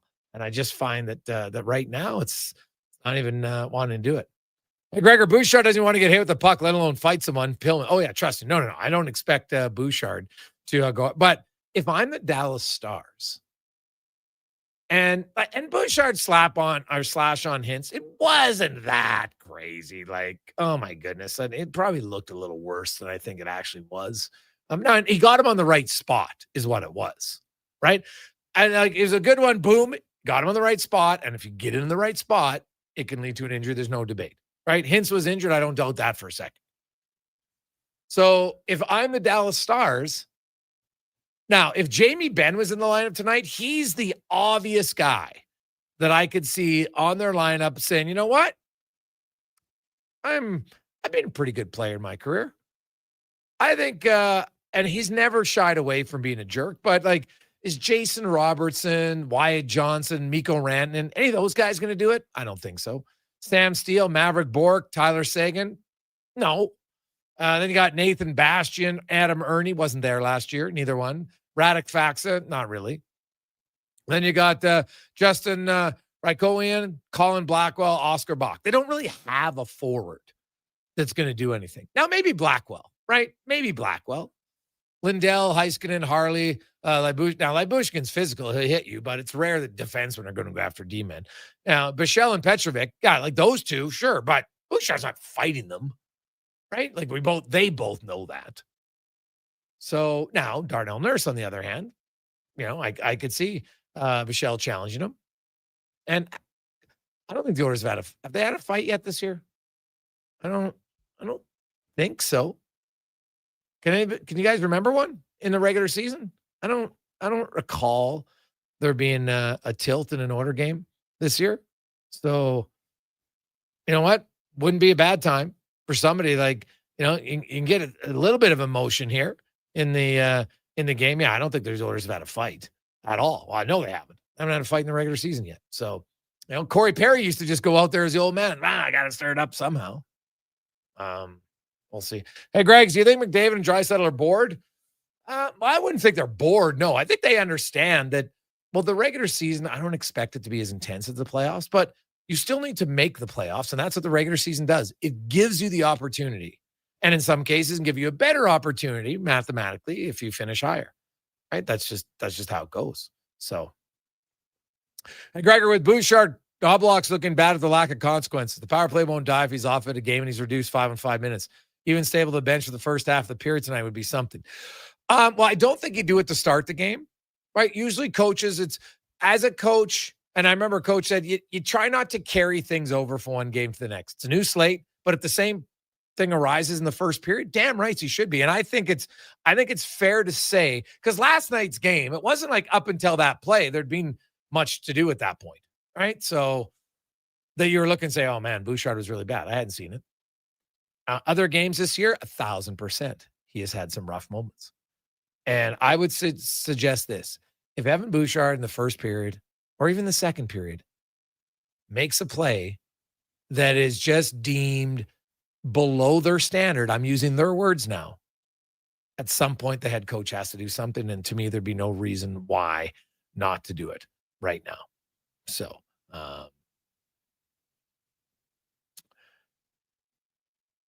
hey, Greg's, I think the Oilers miss Perry. I think they miss him at times, sure. He had veteran savviness on when to ignite some emotion, no question. But I don't know if they he brought some elements that they miss, yes. Could he be helping the team? Maybe. I can't say 100%. Right? Like it's not going to help their power play. Like their power play is great. So, we'll see. Quick break. We'll come back. Dave McCarthy will join us here on Sports 1440, Oilers Nation, YouTube, Facebook, and X. It's a Gregor Show presented by PlayAlberta.ca. Get in the game, your one-stop shop where you have casino, live dealers, lottery, instant sports, and more. PlayAlberta.ca.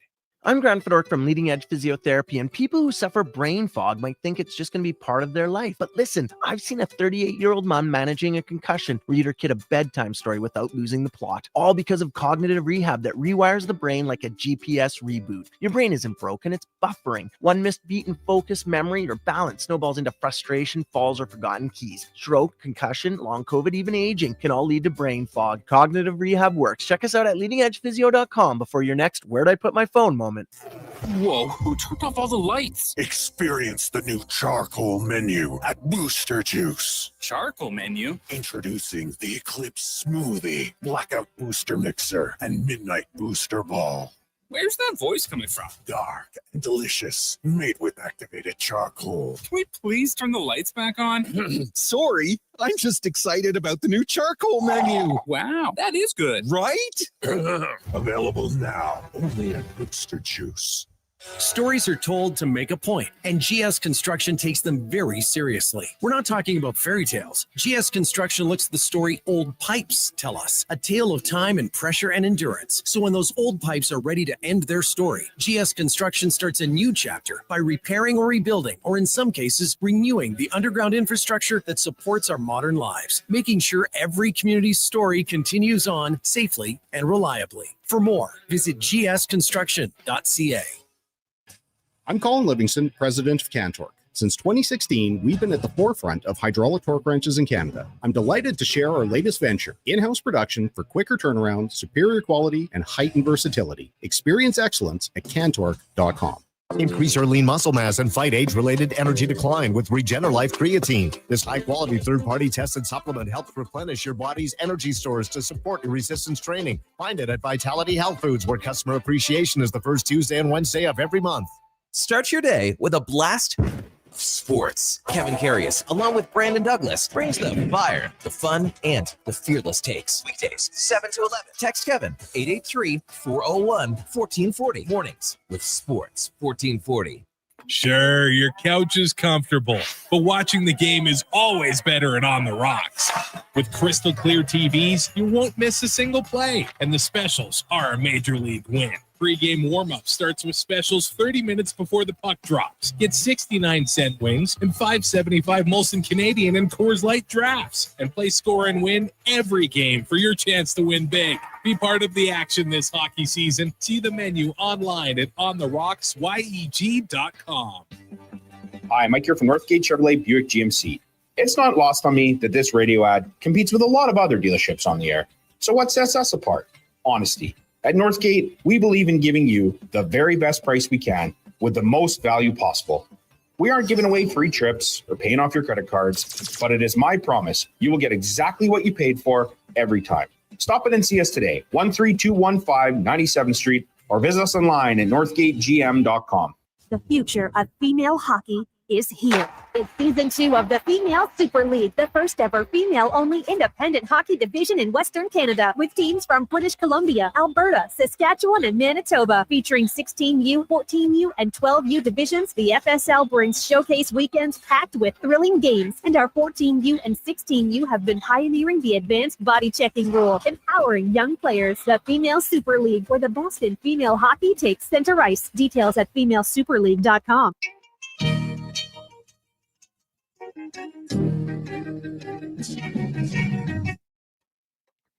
Portions of this hour brought to you by Leading Edge Physio. We treat pain and injuries, head to toe, and some other issues that might surprise you, like incontinence, vertigo, neuropathy, and cognitive issues. We invest in the technology, technique, skills, and the people who know how and what to fix. Life shouldn't hurt. LeadingEdgePhysio.com.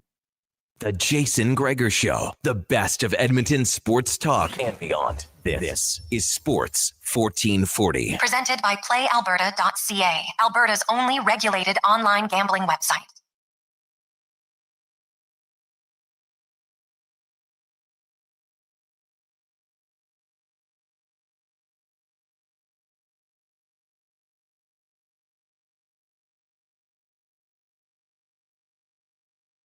.327, welcome back. Game day. Oilers going back to back. Hoping for a different result tonight as they take on the Dallas Stars. Oilers had a 2-0 lead, blew it, lose 3-2 with $1:27 remaining. They are the only team in the NHL who has had 3 multi-goal leads evaporated that turn into losses. So not a great start for Edmonton in a variety of different areas. The good news for them is there's really, like, the Oilers are a good team playing poorly. That's how I look at it. Or playing inconsistent is the way I'd look at it. There's not a lot of teams that are running away with the Pacific Division right now. That's their advantage. The Seattle Kraken. Does anybody believe the Seattle Kraken are going to be hard to catch for the Edmonton Oilers? I don't. Right? The Anaheim Ducks. Now, Vegas, sure. Vegas is tied with Edmonton, but they got 3 games in hand. So, the Oilers are going to have. Now, they got 3 days off here later this week, and they'll make up some of those games later in the season. But the other teams will, I should say. The Oilers haven't dug a hole like they have in previous years when Vegas was 20 points ahead of them at one time. So that's kind of the saving grace. There's a lot of parity, which means, like, I don't know. There's a handful of teams that I would look at and say, okay, I think these teams are like legit Stanley Cup contenders. And as lethargic as the Oilers have looked at times, they're still a legit contender in the Western Conference for me. Just are. Because, like, is Seattle good? Anaheim? Vegas? Yes. Colorado? Yes. The Jets? Yeah. Mammoth? Stars? Well, the Stars are kind of like the Kings 2.0 for Edmonton. I'm just not sure they're built to beat Edmonton. Right? And so it's not like Minnesota isn't good. St. Louis, I know St. Louis beat Edmonton last night. St. Louis isn't good. So the Oilers just have to wake up. Now, when that's going to happen, I have no idea. It might be another month. They might just be muddling along at 500. Win 1, win 2, lose 2. Could be where they go. Now, let's get to our big guest of the day, brought to you by Summit Restaurant, located in the heart of the Silent Ice Center, just minutes from South Edmonton. It's your destination for exceptional house-made pizzas, delicious entrees, and perfectly crafted cocktails. Great place to watch the games right in between at Summit Restaurant on the Silent Ice Center on the south side of Edmonton. It's a great place if you haven't been there. It's unreal. As we welcome to the show from Sirius XM, host of The Punch, as well as Ice Caps, Dave Carthy joins us. Davey, how you doing? Oh, I'm doing good, Jason. What's going on? How you doing? Well, better than Oilers fans. They're a little frustrated. The Oilers are adding to their angst right now by being inconsistent. And, I shouldn't say that. They've been consistently inconsistent. They give up some glaring bad goals, and they can't score to save their life right now, 5-on-5. It's not a great combination. I'm sure at some point, like, they're going to figure out how to score more, but they're way too much of a perimeter team right now. You did get a firsthand look of the Pittsburgh Penguins last night. And I don't know if it was a tale of two teams there or not. They had a big lead. Like, the Oilers blew it. They had a 3-0 lead, blew it in the third period. Are the Penguins good, or are they just good early on this season? That's a really good question. What I will say about Pittsburgh is that they were at the tail end of a road trip that included, when it began, a stop at home before they embarked, which was a tale of 5 games in 5 cities in 7 days, and that was the final one in that stretch last night. So you can understand why there was a bit of weariness, and they might have faded a little bit in the third period. So I'm going to give them that. Give them that because that's a long grind of a trip that took them Philly not far, but then to Winnipeg and to Minnesota, then back to Toronto, starting in Pittsburgh. It was long. What I will say is that Sidney Crosby, he continues to look good. His vision is incomparable. The pass he made to Erik Karlsson on, I think it was the first goal, insane to see Karlsson coming late, let the first guy go into the net, clear space, hits Karlsson late, and then vintage Karlsson shot. Like, he found room over Anthony Stolar's shoulder that, not too many people see, and he got that shot off with authority.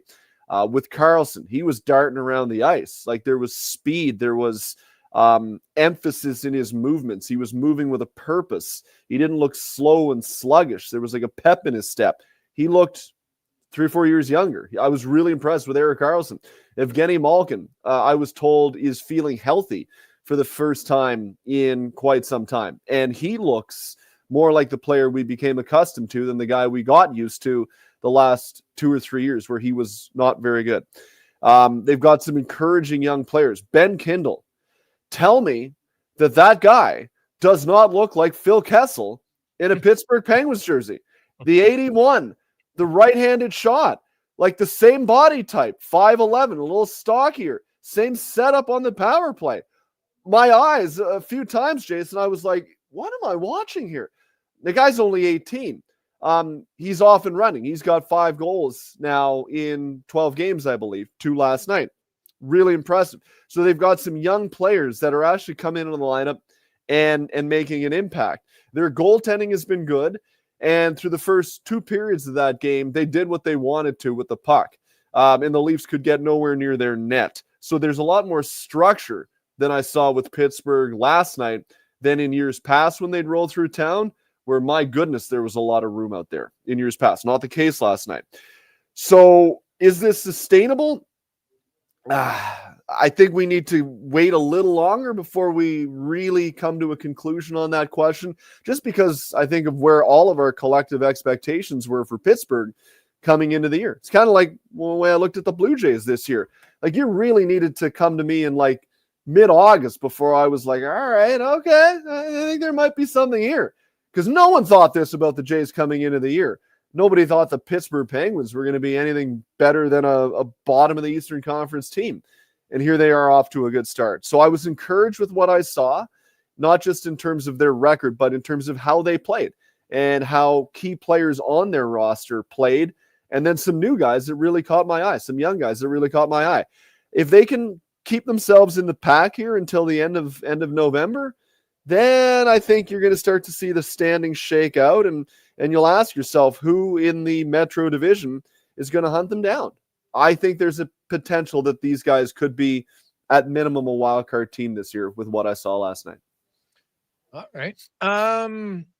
When you look at the East, Washington didn't get good news with Pierre-Luc Dubois, but their goaltending has been unreal. Logan Thompson is basically daring Team Canada not to take him at the way he's playing right now in goal. But, you know, How do you not, eh? Yeah, well, he has to be there the way the other guys are playing and the way he's playing. But, yeah, well, like, you look right now, every team has at least a 500 points percentage. And points percentage isn't wins. Let's make that they're not a 500 team. They're just we got a lot of loser points going on around the NHL. I think it's close to 25% of league games have ended up with a loser point this year, which is why we have so many teams hovering around the 500 points percentage. But, you look at the Penguins and all these other teams that are having really good starts, Montreal Canadiens, the Detroit Red Wings, heck, the Buffalo Sabres are above 500 right now. The Islanders with Schaefer are more competitive. Yeah.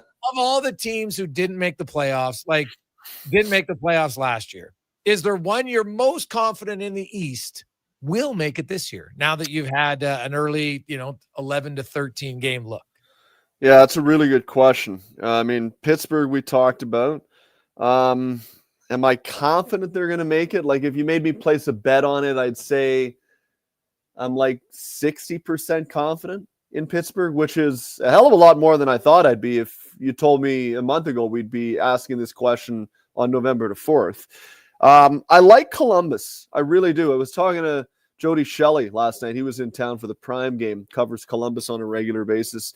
He told me he's really been impressed with what he's seen out of Columbus. A lot of their young guys continuing to take steps. Adam Fantilli looks like, again, he's a better player than he was last year when I thought he took a step. He said that they put him on a line with Miles Wood, and that the two of them are just going to be a real pain in the butt to play against. Their goaltending with Jet Greaves and Elvis Merzlikins. Greaves is giving Merzlikins some support that he may not have had at times last year, and I think that's improving both of their play. And they brought in some veteran guys in the offseason, guys like Charlie Coyle, to help insulate that lineup a little bit.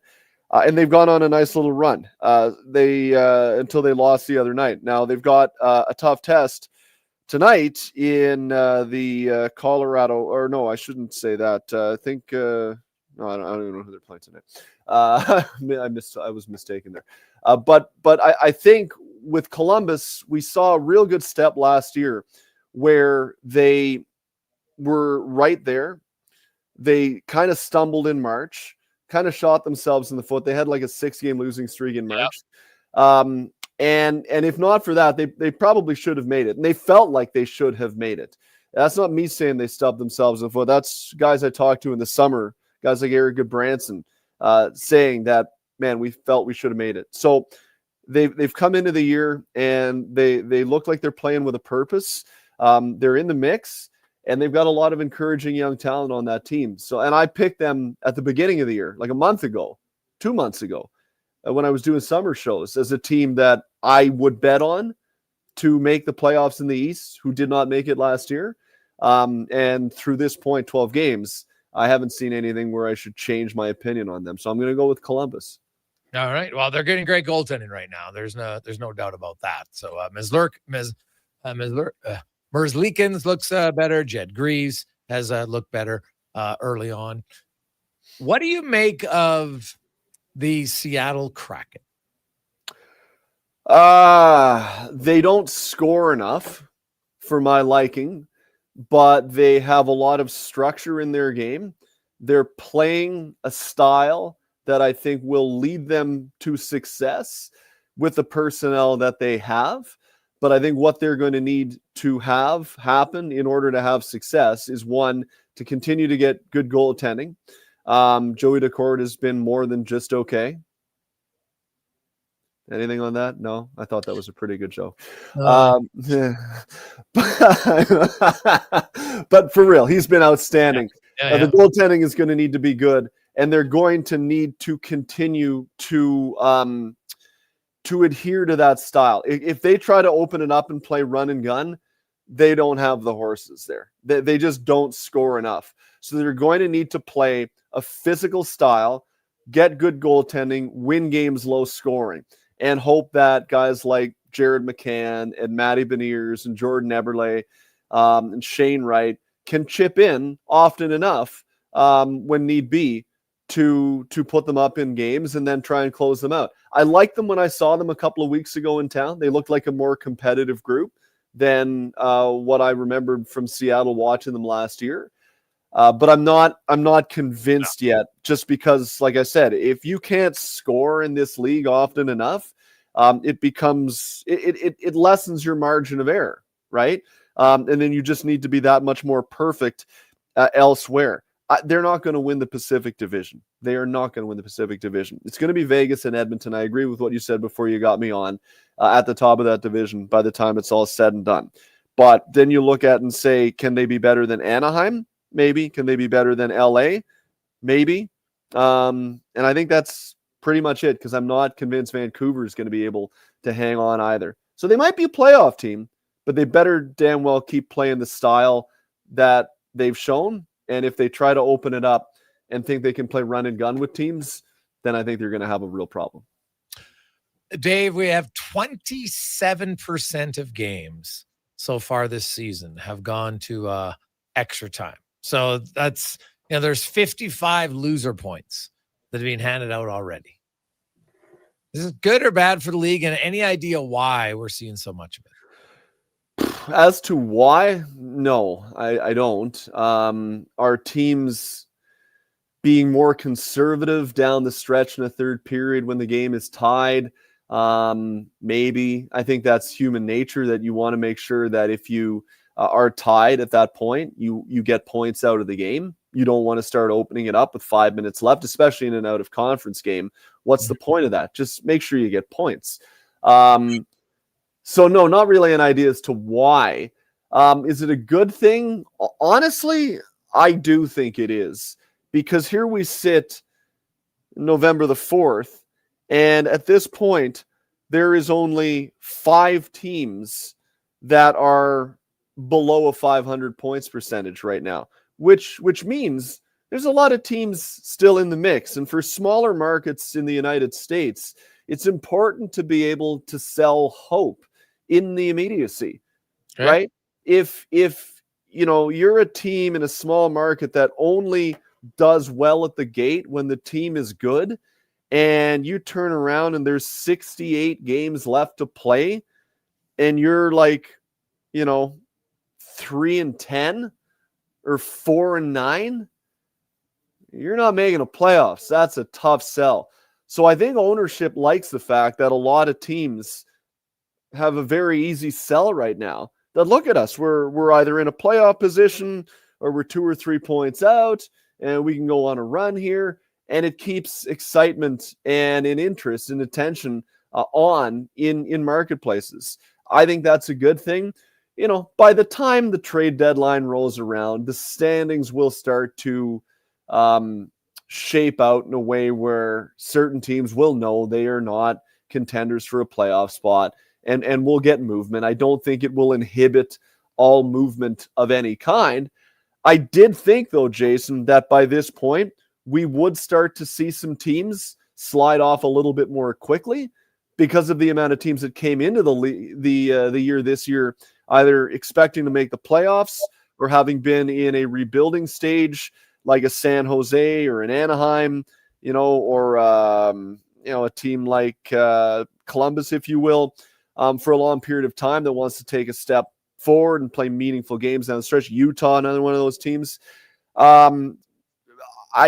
I did think it would be a little bit more drastic, a little bit more quickly, which teams are not going to be able to continue as playoff contenders. But so far, really, it hasn't shaped out that way. And the only teams that have really dropped off, Calgary, I didn't expect anything. San Jose, I didn't really expect anything. Nashville, I was of two minds about, and they haven't been all that good. Minnesota and St. Louis, I'm surprised. I thought they would be, they are the quintessential 500 team, right? They're always kind of hovering around that, and they're not right now. So that's a little bit of a surprise. Everyone else, maybe I thought it'd be a bit quicker. Thought we'd get maybe a little bit more movement a little bit quicker this year. We'll still get it, but I do think it's a good thing that a lot of marketplaces can continue to sell hope. Is Steven Stamkos slowing down that much, or is he just not a fit in Nashville? No, I don't think he's a fit in Nashville. He hasn't been a fit in Nashville since he rolled into town. Would he have been better if he had stayed in Tampa Bay? Maybe. I mean, it's one of those cautionary tales of, I think Stamkos got a little bit offended at the offer that he was given by Tampa Bay, and understandably so. But at this point in his career, what did he sign for? Like an extra $8 million bucks total? Well, yeah, he signed for 4 years at 88 mil, but like Tampa Bay, I don't think Tampa Bay wanted. They wanted him at $5 million, right? That's even more than I heard. I heard they offered him 8 years times $3 million. Oh, well, there you go. So, which would have been 24. So my point being is that he signed for 32. He was offered 24. Over half the time, though, he got 30. 30. I know. I understand that. But, man, he's done well in his career. The fit is good. You don't have to move your family. You knew your role there, and it worked. Would you be more happy coming to the rink every day? You'd still be in a good situation. The team would still probably be good. You'd be probably playing a little bit better. I don't know. Everyone's entitled to make their own decisions. I don't fault him for doing it because, hey, if I was in his shoes after everything I've given to the team, and you feel offended with the offer they gave, I might have been like, screw you too. But then, sometimes it is important to step back and say, okay, well, big picture, how much is all that worth? And would it have been better for him to stay? I don't know. It could have been worse because he hasn't been any good in Nashville. And now it's like, is he going to move again? Does Nashville want to try to move him along because he's just not performing up to par? Probably. Now you're feeling pressure from up top that you wouldn't have. It's a tough situation, but it's just why I caution guys later in their career when they've put 100 sheets in the bank and you're in a good position, you're winning Stanley Cups, you're contending every year, you live in a great market, no tax, the whole 9 yards. Just really make sure that you are as upset and offended as you think you might be. Because I don't know, it doesn't seem worth it to me right now. It's too bad because I love Steven Stamkos. How can you not love the guy? He's a great guy, but it just has not worked out. No, it hasn't worked out at all. And, there's rumblings of trades. And so, at $8 million when you got no 5-on-5 goals, it's a tough trade to make. Yeah. Let's make that no debate there. Davey? And just the last thing is the other thing, you're making 3. It's amazing how much less criticism you get because John Tavares, now that he's making John's playing unbelievable this year, maybe as good as he has as a Leaf. But man, you make 4, you make 11. Wild how much longer your leash is in terms of criticism as well. Yeah, it's true for some people. Very, very true. David, great stuff, buddy. We appreciate it. We will chat with you Sunday on the brunch. Love it. See you, buddy. There you go. That's Dave McCarthy from Sirius XM 340A. Jason Gregor, Connor Halley. We got oil report coming up. 2-minute warning with Cam Tate. Struddy will be by. We're going to talk to Struddy. Get his thoughts on the Bouchard play as a defenseman. Like, it seems pretty elementary to me on what the glaring area was, but we'll talk about it. Maybe some expectations on Alec Regula. Now, we've all seen him in limited time, but there's definitely some areas of his game that I quite like. He should be returning to the lineup tonight for the Edmonton Oilers. He was activated off IR today, which is usually a good indication that he's going to play tonight. He has been skating with the team. The Oilers, of course, no morning skate today because they played last night in St. Louis. We'll return. It's a Gregor Show presented by PlayAlberta.ca. Legacy Heating and Cooling jingle auditions, take one for Gene Principe. Are you ready, Gene? Ready. I'm not just here to make a thermo a couple of bucks. I'd never just microphone it in. Take one. Call Legacy. Call Legacy. Nice. Boom. I'm a musical genius. Legacy's going to love this for furnace season. What's not to love? With no interest and no Principe payments for 1 year. Are you always like this? Yep. Unlike a furnace, I have no filter. Legacy Heating and Cooling. Day or night, tasting just the right. You can order noodle at oodle-noodle.ca, delivering you the news almost right away. Remember, you can order oodle-noodle at oodle-noodle.ca. So stay on your couch all day and order oodle-noodle.ca. Oodle-noodle. You've got a go-to coffee spot, a trusted barber, even a lucky game day jersey. But when it's about looking your absolute best, there's only one name you need: Mr. Dirk. Family run since 1939, we're experts in crafting impeccable tailor-made suits and offering a wide variety of everyday styles. Pair that with personalized one-on-one fittings and the convenience of on-site tailoring. Mr. Dirk elevates your style game. Visit our Edmonton store or explore MrDirk.com. Score big on style with Mr. Dirk. Actions speak louder than words. Japa Machinery Group puts your construction plan into action with XCMG construction machinery you need. Available for rental or sale. Learn more at japamachinery.com. Increase your lean muscle mass and fight age-related energy decline with Regenerlife Creatine. This high-quality third-party tested supplement helps replenish your body's energy stores to support your resistance training. Find it at Vitality Health Foods, where customer appreciation is the first Tuesday and Wednesday of every month. The basketball show turns 10, and we welcome a new generation of basketball talk. Hoop City with Paul Sir airs Saturday mornings from 10 till noon on Sports 1440. From grassroots to NBA to the Olympics, we've got you covered. What a performance by Action Electrical today. Their projects team kicked things off, designing and building with unmatched skill. Then the service team swoops in for those crucial repairs and maintenance. And don't forget the testing team, ensuring everything's safe and sound before the solar team scores with sustainable energy. A complete team effort.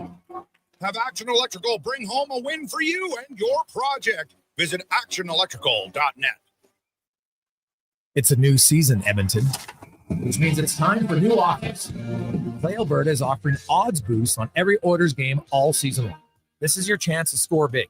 And for a limited time only, our listeners can get an exclusive $50 free bet when they deposit $50 using code Gregor50. That's code Gregor50 for an exclusive $50 free bet. Alberta wins with Play Alberta. Must be 18 plus to play. If you gamble, please use your game sense. PlayAlberta.ca. It's your last chance to grab tickets for the Jason Gregor Pizza Pig Out, presented by GS Construction.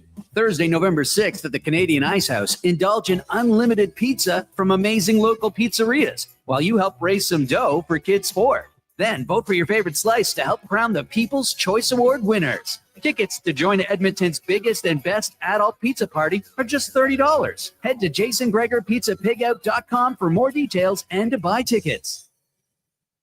Hey there, this is your wake-up call. It's time to change to your winter tires. Unless you want to be sliding and swerving around icy roads like you're some kind of dummy. Head to Big Toy Shop and get it done right for a great price. We won't lie to you, inflate your bill, or waste your time. Time to change your tires. Big Toy Shop, 8315 Argyle Road. 780-298-2797.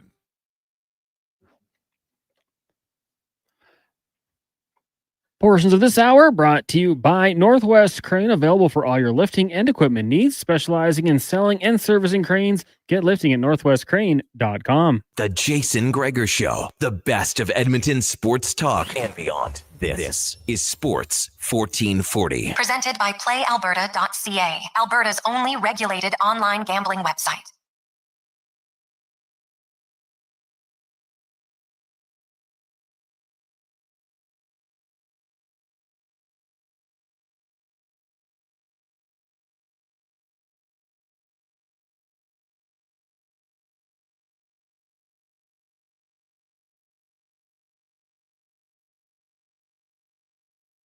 .354. Welcome back, Jason Gregor, Connor Halley. Sports 1440, sports1440.ca, YouTube, Facebook, X, and Instagram. It's also game day. The Oilers looking to rebound in Dallas tonight. That was interesting. Sam Nestler mentioned that, because a lot of times you think about it from an Oiler perspective when they get cheap shotted, and do they ever have some retribution? Well, they were talking about the Bouchard and Nurses plays on Rupe Hintz, and will there be any retaliation tonight? Man, if it injects some emotion in the Oilers, then fire it up, man, because I think they could use some. They could use some. It has been a pretty blasé, emotional start to the season for the Edmonton Oilers, as I think is they've only won 6 of their 14 games. Like, I know you look at points percentage of where they're at, and that's fine, but when you win 6 out of 14, that's not good. It's not a good start. I know you can look at the points, and there's everybody's getting it's like Oprah Winfrey here handing out overtime loss points. Everybody's getting one. It's ridiculous early on this season, but we'll see if it gets any better here. Teams maybe find out ways to win in regulation or not. Let's get to the 2-minute warning with Cam Tate, brought to you by Legacy Heating and Cooling. Home with no payments, no interest for 1 year on your furnace. Stay warm all winter at legacyheating.ca. Cam Tate, long time reporter in Edmonton. Of course, Cam was born with cerebral palsy. He's in a wheelchair, and he's always wanted to be on radio. But through the wonders of technology, his words now come to life in the 2-minute warning. Something doesn't feel right, does it? It's like pulling on a pair of jeans fresh out of the dryer. Too tight, unforgiving, and you start rethinking that second plate of nachos. Or that uneasy growl in your stomach after diving headfirst into your favorite junk food, even though you knew better. Or worse still, when someone you've just begun to care about stops texting back, and the silence says more than any words could. That same uneasy sensation floated over St. Louis Monday night when the Oilers let a 2-0 lead slip and dropped a 3-2 decision to the Blues. Because once again, brace yourself, Gregor, the 2-goal lead in hockey remains as dangerous as a politician with a live microphone. It invites trouble. It whispers false comfort. And the Oilers, God bless them, keep stepping into that trap. And that brings us to a word not yet in the Oxford Dictionary, but fully alive in the hockey soul. Noogly. Just a little something off. Not catastrophic, not fatal, just a few nooglies. The Oilers aren't having one big disaster. They're dealing with several nooglies. Evan Bouchard's defensive stumble? A noogly. Well, maybe a big noogle. Goaltending that's good, not great? A noogly. Scoring 5-on-5? Another noogly. Not one giant crack, just several small ones that make you shift in your seat. But before Connor Halley starts chiseling an epitaph for the season, let's breathe. Edmonton sits 6-5-3, 15 points. That's just 4 shy of the league-leading Colorado Avalanche at 19. a winning percentage of .536. The sky isn't falling, it's just overcast with a chance of mild panic. And it's November 4th. The playoffs don't even peek over the horizon until April. There is time, glorious, forgiving winter time, to iron out the nooglies, fix the leaks, breathe a little faith back into the room. So yes, something feels off, but sometimes discomfort isn't doom. Sometimes it's just your genes telling you to stand up, stretch a little, and keep going. Your 2-minute warning. Weekdays, Gregor, Halley Kruger and me Tater. Sports 1440. Well, you can come up with a lot of different words to describe things for the Oilers, and some you can say on radio, some you can't. And that one with Tater is a new word, but aptly describes some of the play by the Edmonton Oilers that has been ugly, to say the least. At times, frustrating. I think concerning, yeah, to an extent, for sure. Like you can't always just fall back on, well, they'll be good in the playoffs. Can't always do that, right? Like it's because I understand they've shown it, and I would expect that they would not have the egregious giveaways. But remember, look at their first 2 games against the LA Kings last year in the playoffs.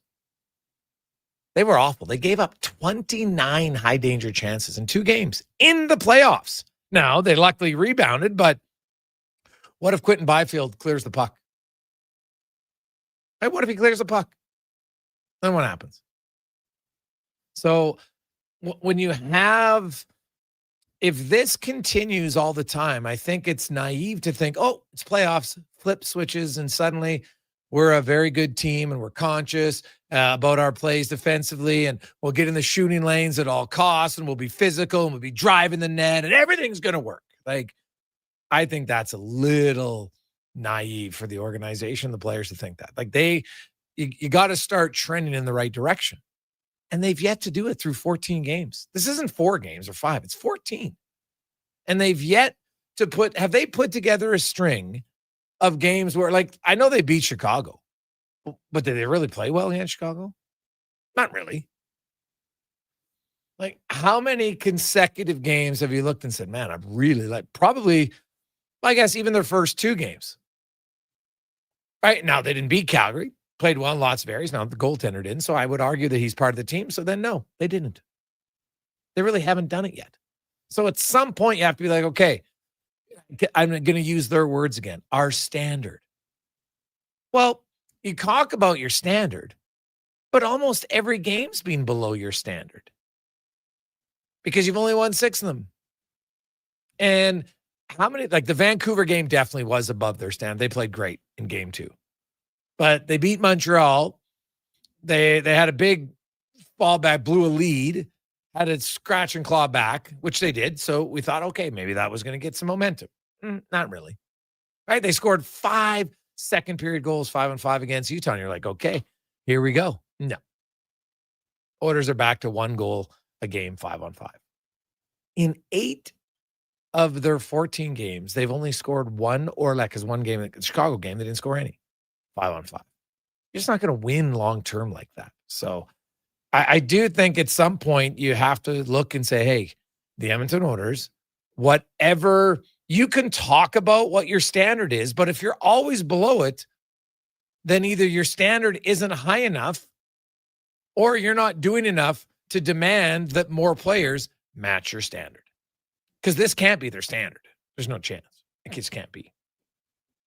Let's get to the con man and a sports 1440 update brought to you by Loca. Your next dinner is ready with Loca Quality Markets gourmet meals. Choose from over 200 chef-prepared meals.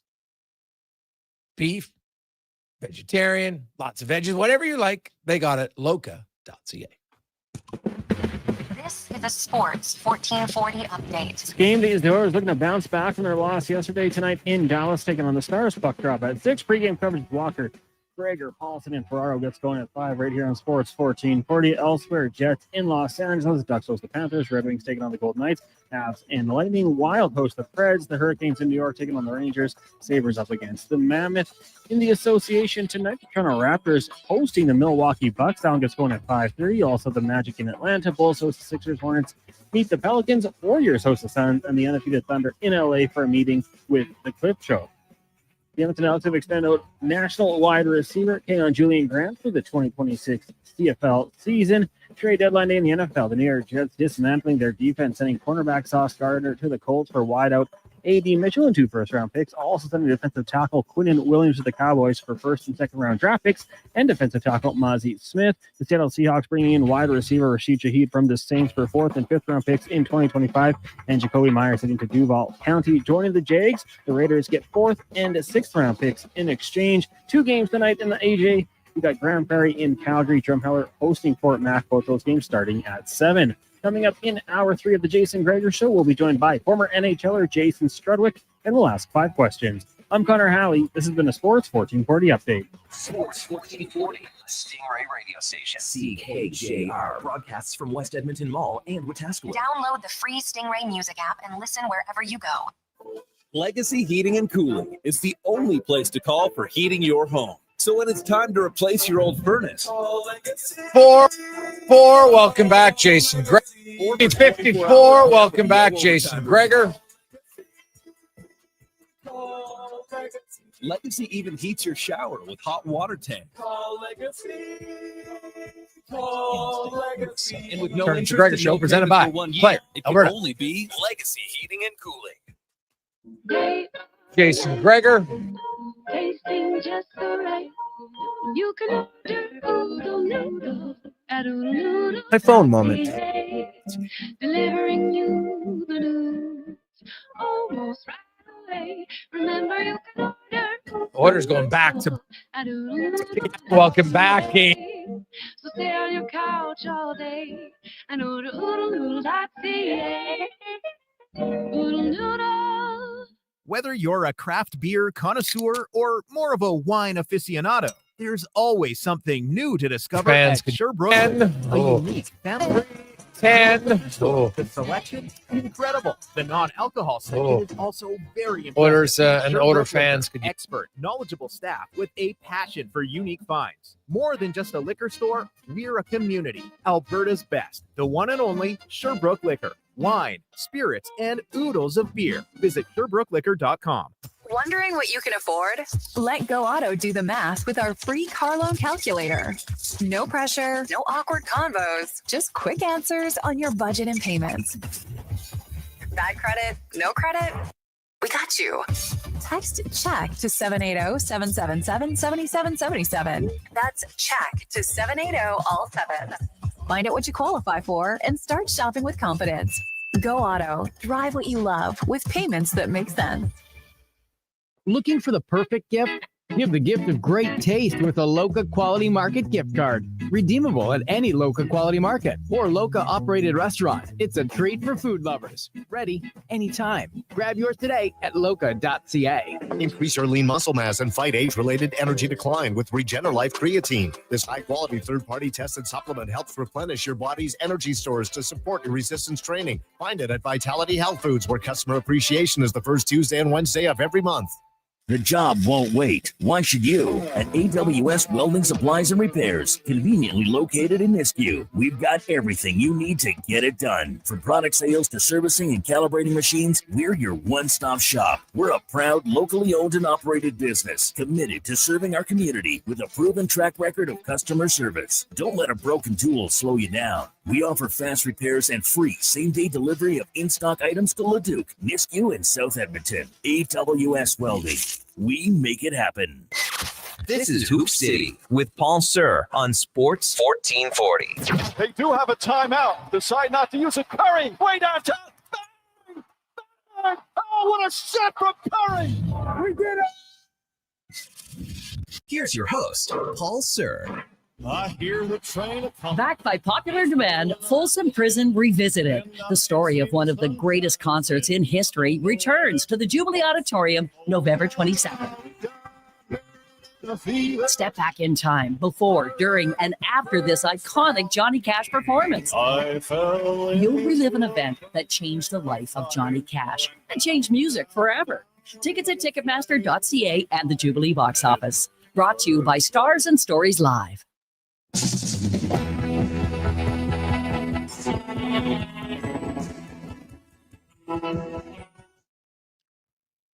Portions of this hour brought to you by Papa John's. It's Terrific Tuesday. Get 40% off any regular priced pizza when you use the code word 40 Tuesday at the start of each order at papajohns.ca or on the Papa John's app. The Jason Gregor Show, the best of Edmonton sports talk and beyond. This is Sports 1440. Presented by PlayAlberta.ca, Alberta's only regulated online gambling website.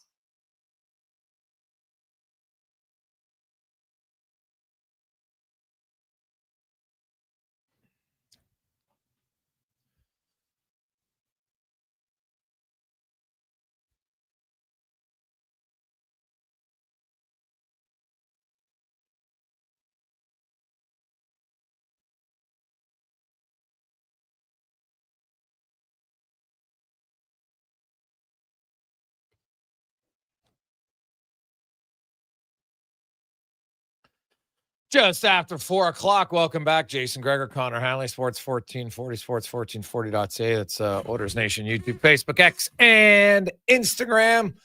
Over at sports1440.ca. Say hi to Declan and Kruger. They're manning the ship online.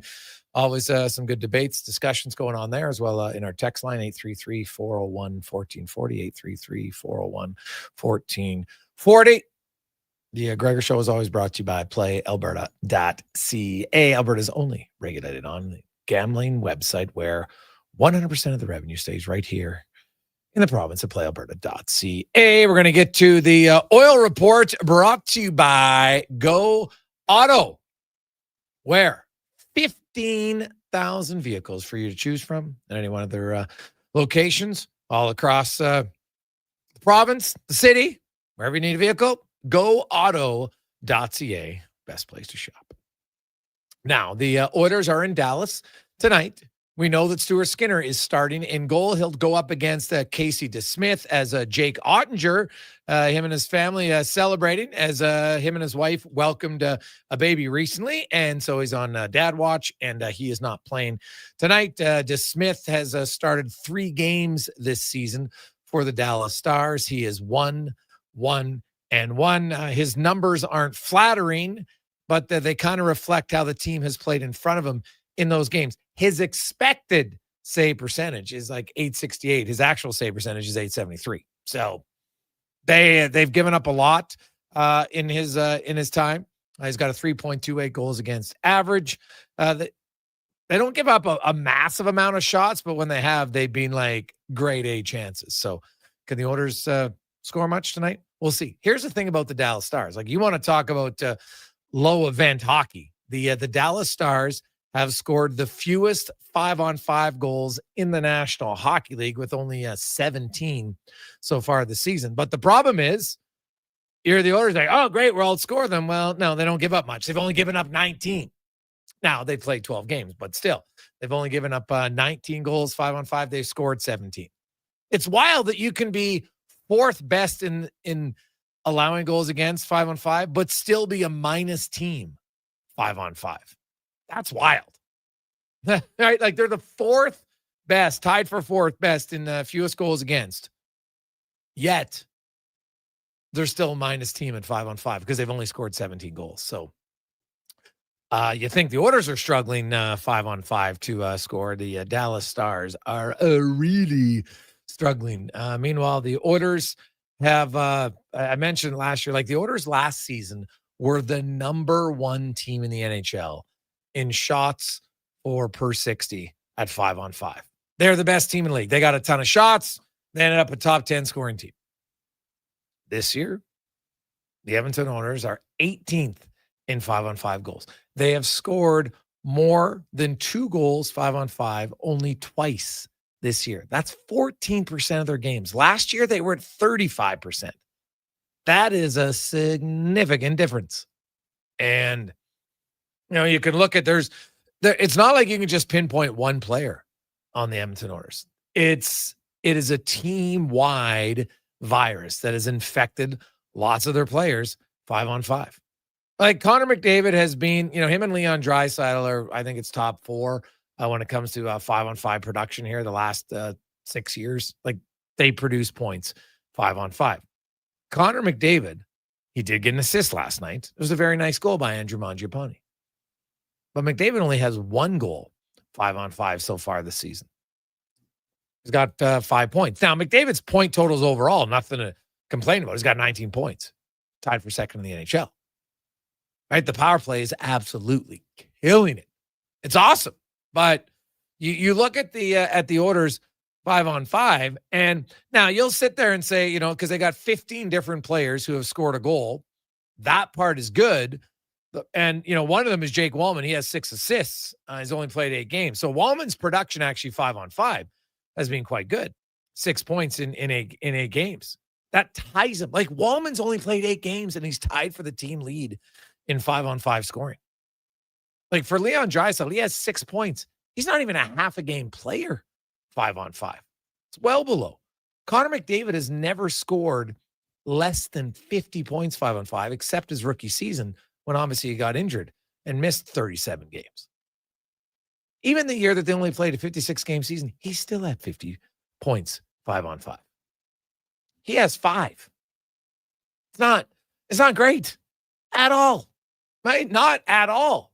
Like you look at him, he's on pace for under 30 points 5-on-5 right now.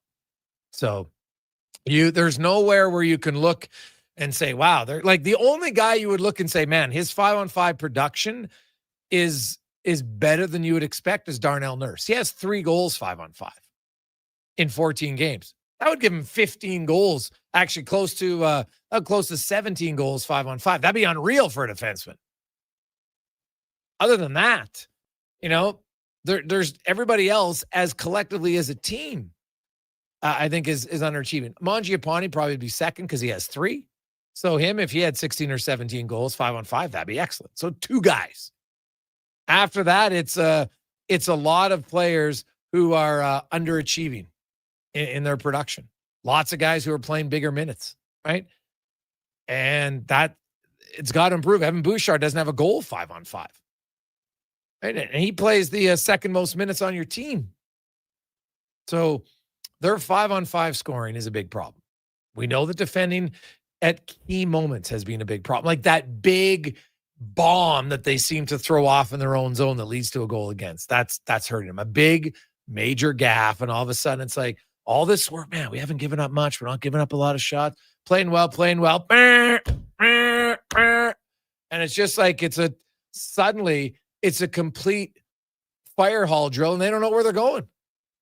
Right? It's like that first fire alarm that you practice in elementary school and the teacher's trying to organize the kids. Where are you going, little Johnny? Where's Sarah? That's what the Oilers seem to do. They'll be like, oh, we're good. We're in control. Like, look at the third period last night. They didn't give up much. And then Evan Bouchard decides, hey, boys, I'm not going to protect the front of the net. I'm just going to slide out to the side. Now, if there was no St. Louis player there and you're like, I want my goalie to see a point shot clearly, that would make sense. Nothing worse than when a guy tries to get in the shooting lane, screens his own goalie, and they score with a minute and a half to go. So I understand it.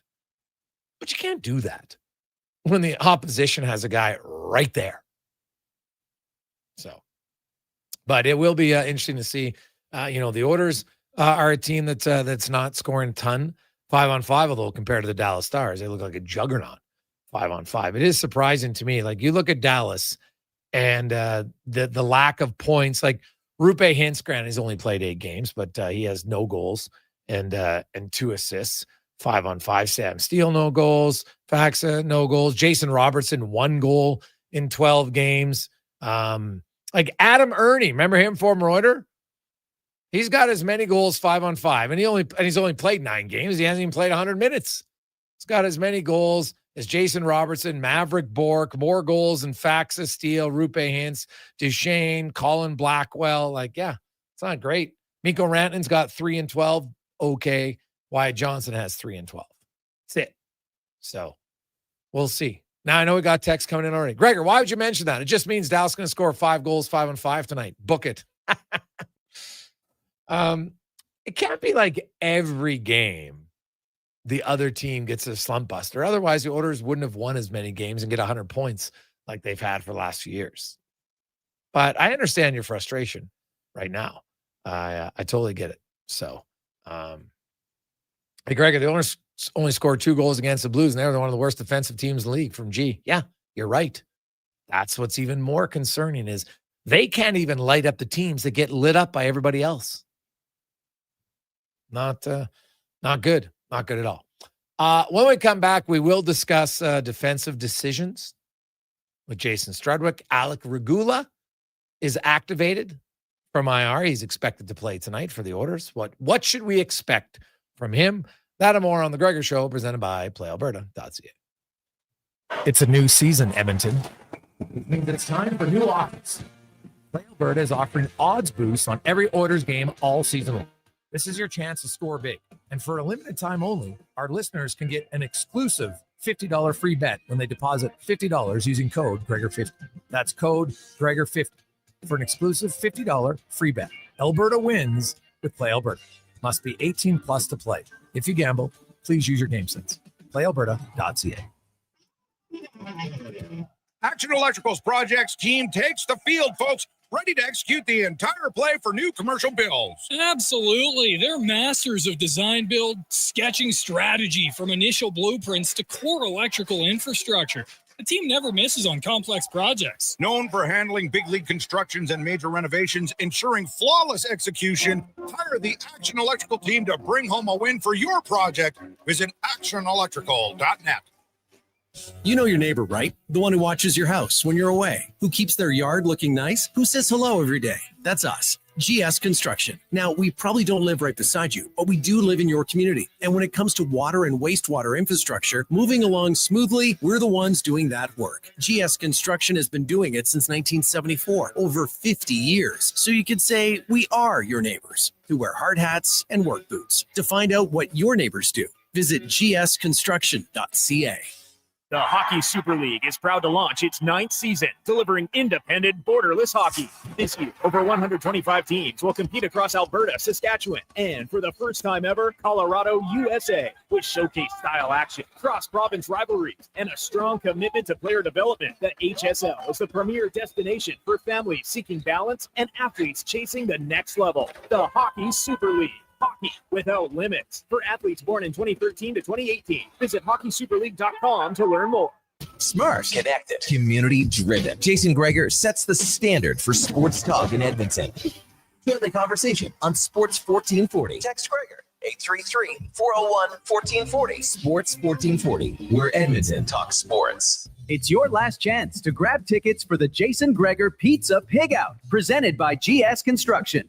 Thursday, November 6th at the Canadian Ice House, indulge in unlimited pizza from amazing local pizzerias while you help raise some dough for kids' sport. Then vote for your favorite slice to help crown the People's Choice Award winners. Tickets to join Edmonton's biggest and best adult pizza party are just $30. Head to jasongregorpizzapigout.com for more details and to buy tickets. Increase your lean muscle mass and fight age-related energy decline with Regenerlife Creatine. This high-quality third-party tested supplement helps replenish your body's energy stores to support your resistance training. Find it at Vitality Health Foods, where customer appreciation is the first Tuesday and Wednesday of every month. Get Black Friday prices now at The Brick. Skip the line and save big. Get 65% off genuine leather and reclining sofas when you buy the matching Love Cedar chair. Plus, get up to 25% off bedroom and dining furniture. And buy more, save more. Get up to an extra $1,000 off select major kitchen appliances. Mattresses are up to 40% off, and with every mattress purchase, you're entered for a chance to win a cruise. Some exclusions apply. See in store for details. The Brick, saving you more. Across rural Alberta, volunteers and community groups work hard to make life better for their neighbors, creating new playgrounds, better rinks, and gathering places that bring us together. Vision Credit Union is proud to lend these local heroes a helping hand. Apply today for a Helping Hand grant up to $10,000 to support your community's next big idea. Let's make great things happen together. Applications are open until January 31st, 2026. Learn more at whatsyourshare.ca. If you change your mind, Take a chance on the coaching line. Take a chance. Honey, I'm still free. Take a chance on me. If you need me. Portions of this hour brought to you by Japa Machinery. Did you know that Japa offers in-house and on-site heavy equipment service? Rain or shine, Japa's service department is here for you. Visit japamachinery.com for all the details. From puck drop to kickoff, it's the Jason Gregor Show on Sports 1440. Presented by PlayAlberta.ca, Alberta's only regulated online gambling website.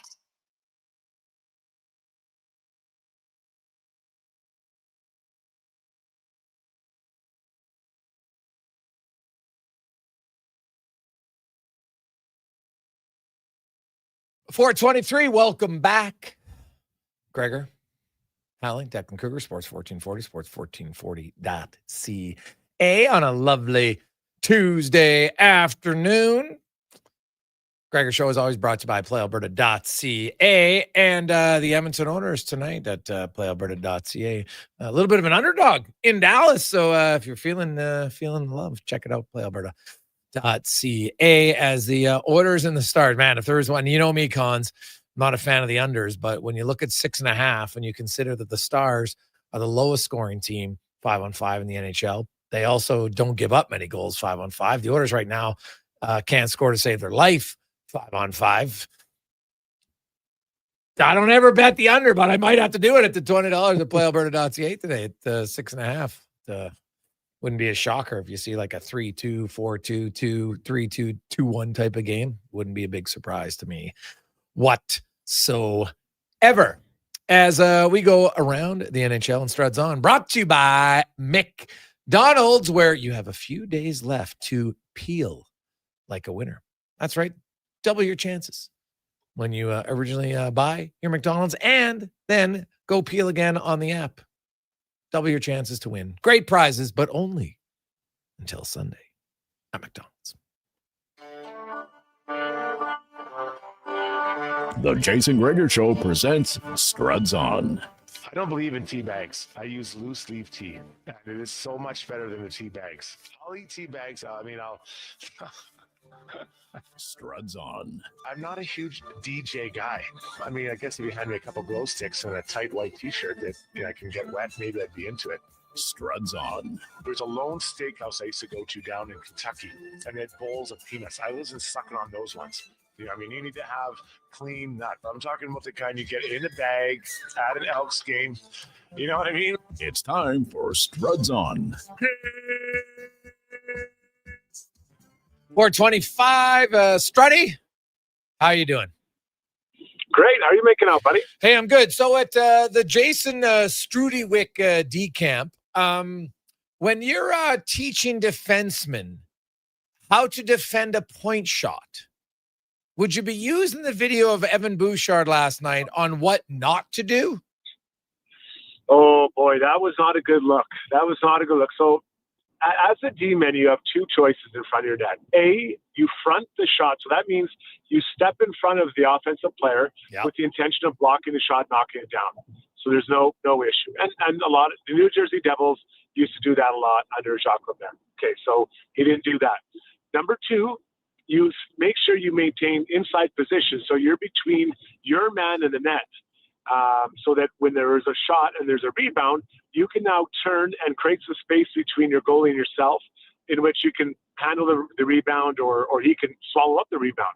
Well, Evan, he played it like I might see at, the old men's league at Southside where it's late at night. I don't want to get hit in the face and I pull out. And I know it. I get that. But that's the job, right? That's the job you signed up for. So you have to create some contact in front of your guy there. He does it, and that's a tap in for P.S. Suter. That's an easy one. Yeah, it's just like in one split decision, and it cost your team the game, right? Like I've said, hey, you don't want to ever see that, but if you see it with a minute and a half into the game, at least you have 58 and a half minutes to try to make up for it, right? Like there's certain errors at certain times of the game, they're just more meaningful. And Bouchard's biggest issue early on, Struddy, is the timing of some of his errors and just the egregiousness of some of them. And that was a big one. But on that play, Griggs, there is one that I would say as big as that. Okay. And do you remember in that intro, the guy where I'm like, who was the player I went after, the D-man, who was pretending to get in Sidney Crosby's lane? Martin Marincin. Martin Marincin. I've been trying to think about it. I almost text you and Connor to remember. So there is a time where players, they don't want to get in the shooting lane. And what they do is they pretend to get into the shooting lane. They pretend they're getting there, knowing they're not in the shooting lane. So if you go back and watch that, the puck goes from below the goal line all the way up to Cole Braco, who's known as having a heavy shot. Jack Roslovic goes and moves toward the shooting lane, stops short of it. And that puck off of Braco's stick, it doesn't go left or right. It hits on the middle of the net. So your job as a forward going out to that defender, that shooter in this case, is to A, get in the shooting lane so he blocked the shot, or B, get in the shooting lane to make that D-man have to shoot around you or miss the net. Roslovic looked like he had intention of getting there, but he, in my opinion, had no intention of getting there. So now that puck goes right through there. It hits Pickard, and there's a small rebound lane there. I felt he could have handled that differently. And then you have Bouchard pulling out. So 3 guys contribute to it. We can do mistake A, B, or C, but in order it was Roslovic, the rebound, and then Bouchard. And if any one of them had handled it differently, that's no problem, right? If you get in the shooting lane by Roslovic, it's not a shot on goal.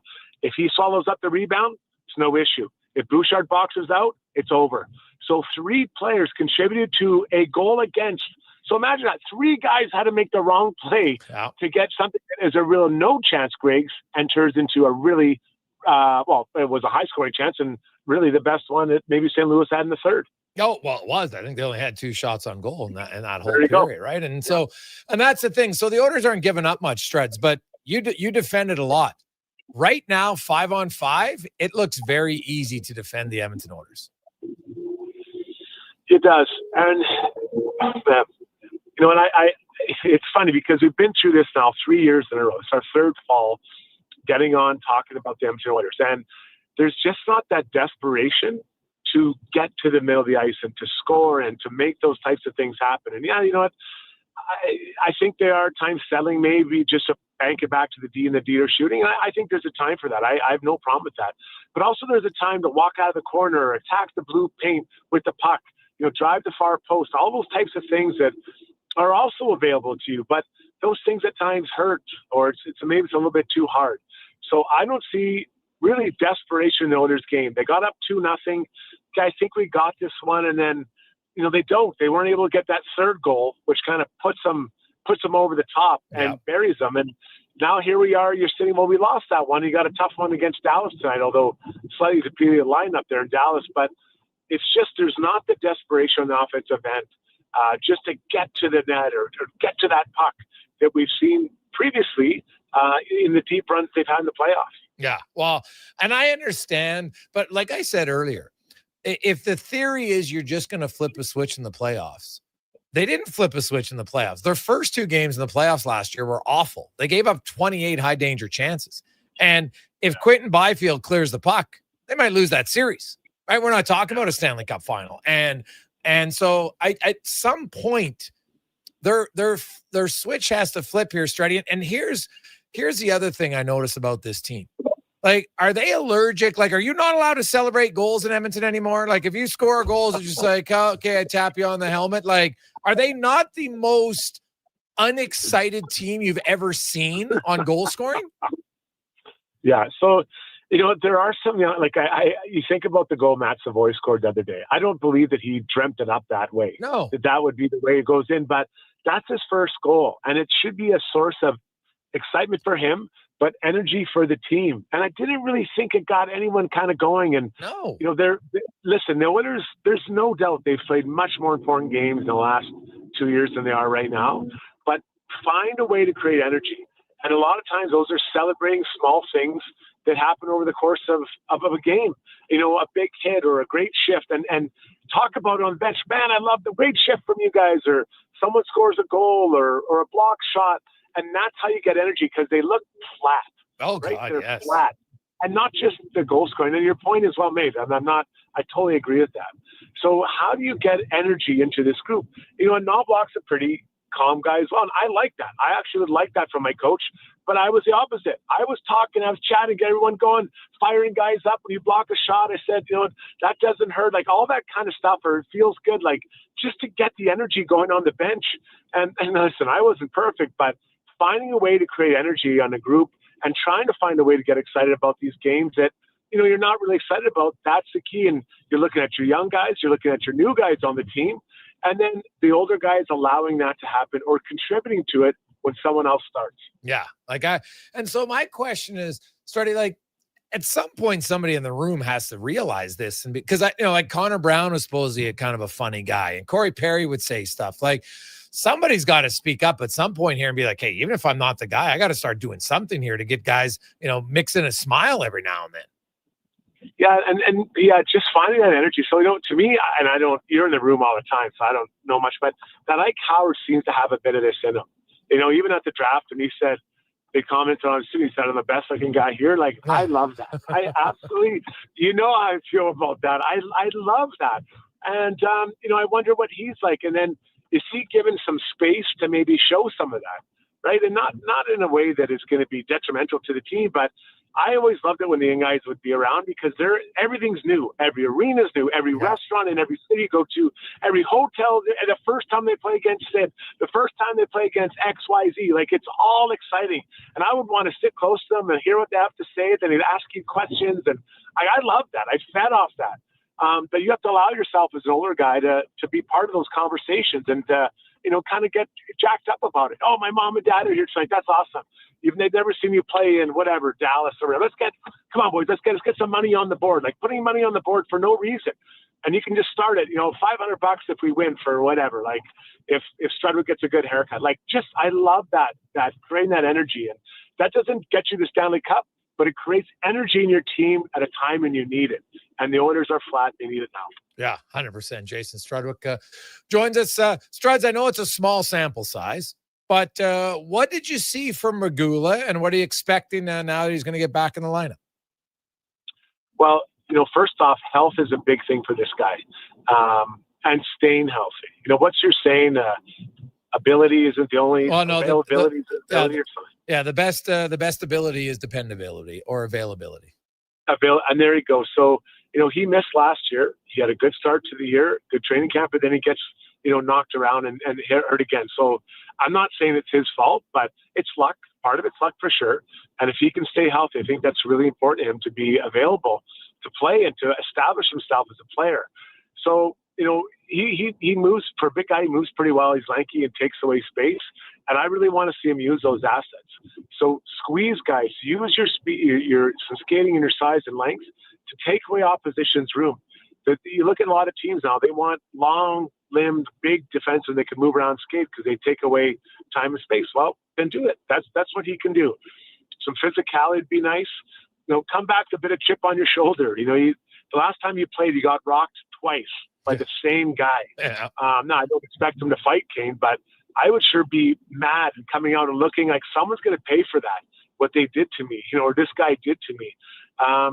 So I'm hopeful that he can stay healthy and go in because I do believe he can move into being an upgrade on Stetcher, and then he's competing with Emerson. And the Oilers are better for it. But he's got to play, and he's got to continue to show he can improve and become what Bowman thinks he can be. Jason Strudwick joins us here on Sports 1440, Oilers Nation, YouTube, Facebook, X, Instagram, as well as Sports 1440. Struddy, at what point does it's early become passe? Well, I'm going to say when you start getting trouble in the standings. You look at it like who's really just taken off right now. And I know the Oilers have got a couple extra games played, and the win last night would have been huge for them. I think just for our points and buying them time, but they're kind of hanging around, and they're grabbing some points here and there.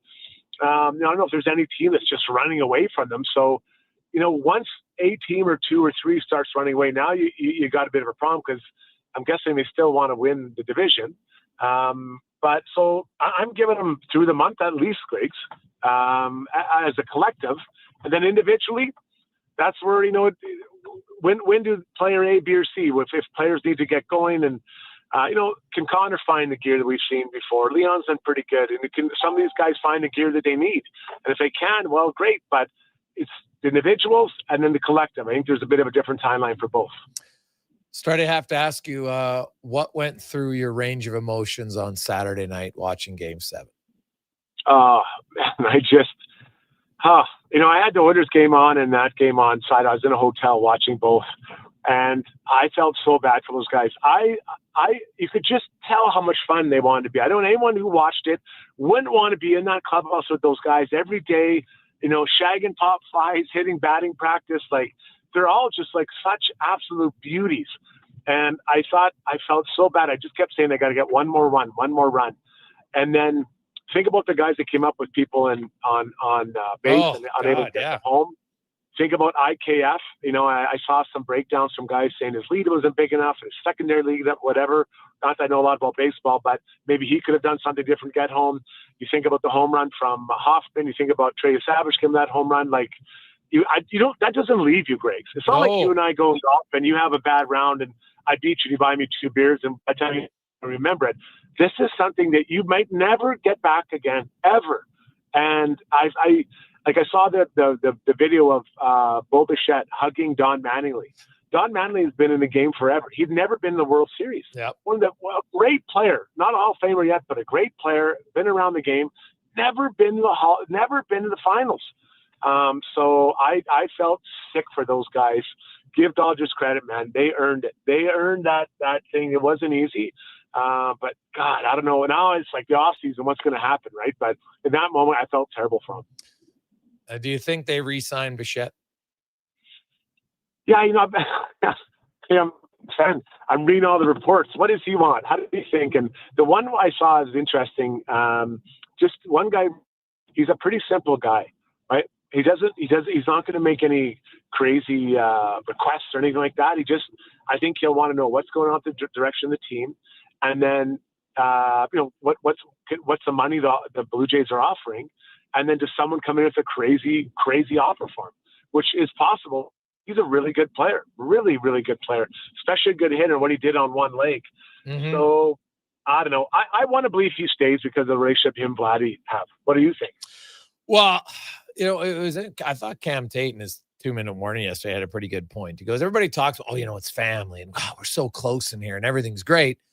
And then a month later you leave because someone offers you $1 million extra a year. Well, you're already making $20 million or $19 million, whatever the number is going to be. Right. So, and he said, hey, McDavid, now he didn't sign long-term, but he kept the exact same salary and McDavid, as he said in his interview, you can't be both. You can't want to say, I want to win and then take the most money. You can't really do both. Now, MLB is a little different because there's a salary cap, but we all know you can go over the salary cap, and obviously the Dodgers do and other teams do. But it's kind of interesting to me when you say, we're so tight and everybody loves each other, but you know what? Geez, these guys over here offered me, an extra year or whatever. And you're like, well, do you really love it or you just love the money that much? So that to me is kind of a fascinating one. Like, he's going to get paid and he's already made, like the last few years he was only making $11 million a year, right? Like, I think he's doing fine.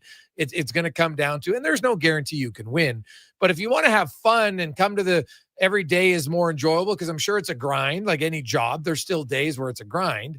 And if you have more fun, then it's less of a grind, right? And that kind of comes back to my whole point study with the Oilers is the season's a grind. And right now, like I find they make their season longer. There's no smiling, at least outwardly. Like, I don't know, maybe they're all super jokey and ha behind closed doors, but I'd be surprised if a team was captain serious publicly, but super funny behind closed doors. Like, they got to loosen up a little bit in Edmonton. Like, you can't win the Stanley Cup in November. Just have fun with what you're doing and worry about the cup when the playoffs start. Yeah. And it's, your point's really well made. And because there are going to be really tough stretches where there's nothing going right. Like, think back when Knoblauch came, that was the darkest of times we could imagine, especially with the group they had. So finding some way of bringing some energy, I think, will be important. Just feeling good about what you're doing and enjoying it. It's a grind, man. It's awesome grind. Like, I love it. I don't regret it. The grind sometimes, and finding that energy. And maybe that's something can Knobloch kind of help and maybe give the guys leeway to go for it and say, hey, let's Connor, Darnell, like, it's okay to show you're having fun out there, right? Like, let it go. Let this happen, man. Like, give them permission. Yeah, well, Stan Bowman mentioned at the start of the year in an interview on our show, he's like, we need to, you know what, they talked about wanting to have a little bit more fun. I think they have a very serious group, and that's okay. And just because you're serious or have a smile and a laugh doesn't mean you're not serious. You don't want to win. It just means you realize that you can do both. You can have fun and still be incredibly committed and incredibly determined. Because right now, Struds, they say, and here's my last one for you, is I keep hearing after games, well, this is below our standard. Well, what the hell's your standard? Because it's whatever your standard is, you're not adhering to it. You're not adhering to the offensive zone 5-on-5. You're not adhering to it in the defensive zone. So, like, you can talk about your standard, but at what point, Struddy, do the players have to hold each other accountable that they're actually adhering to the standard? Yeah. Yes. If you look across the lineup, how many players do you think are acting up to their own personal standard as a player? You know, I think you'd be through these first chunk of games, like you'd be lucky to find 4. Oh yeah, not many. There's not many. So the whole group, as individuals, as few of them have gotten to the level that we've seen. We haven't set the standard. They set the standard about the way they can play. And then you give a bit of a pass to the young guys. They're trying to figure that out. But I think that it's just so early. These guys have done so much together, this core. I have a hard time envisioning themselves giving it to each other just yet. I think there's some time to kind of work this out. Okay. And don't forget, Zach Hyman's coming back pretty soon. And I think that helps a lot. Well, on paper, it should. I don't think there's any question that the return of Hyman's going to help in different areas. No question. So we'll see how it goes. And lastly, we did have a guy from Dallas on. He had mentioned the Bouchard slash and the Nurse play on hints that maybe Dallas will have some retribution tonight. They have beaten the Oilers lost to the Oilers twice in a row in conference finals. So I'm sure there's some built-in animosity. Do you think there's any chance the Stars try to send a message to Edmonton tonight? If you're an Oilers fan, you're praying that they do. Yes. You're praying that they do. Not because you want to see, big brawls or anything, but bringing an emotion out. Sometimes a big brawl or a big fight just gets everyone going, gets everyone excited again. So Oilers fans, pray that someone does it. Now, the problem is there's no Jamie Benn, and I think he's the ringleader of that. I totally agree. Yeah. So is it Jason Robertson is going to go and challenge Connor McDavid at center? But Greg, if they would be doing the Oilers a favor. Yeah. So pray, Oilers fans, that someone does something and they get it going. Yeah, it would. I totally agree with you that it would be great to see. Strutty, enjoy the game. We'll see if the Oilers can find some momentum tonight in Dallas. Appreciate your time.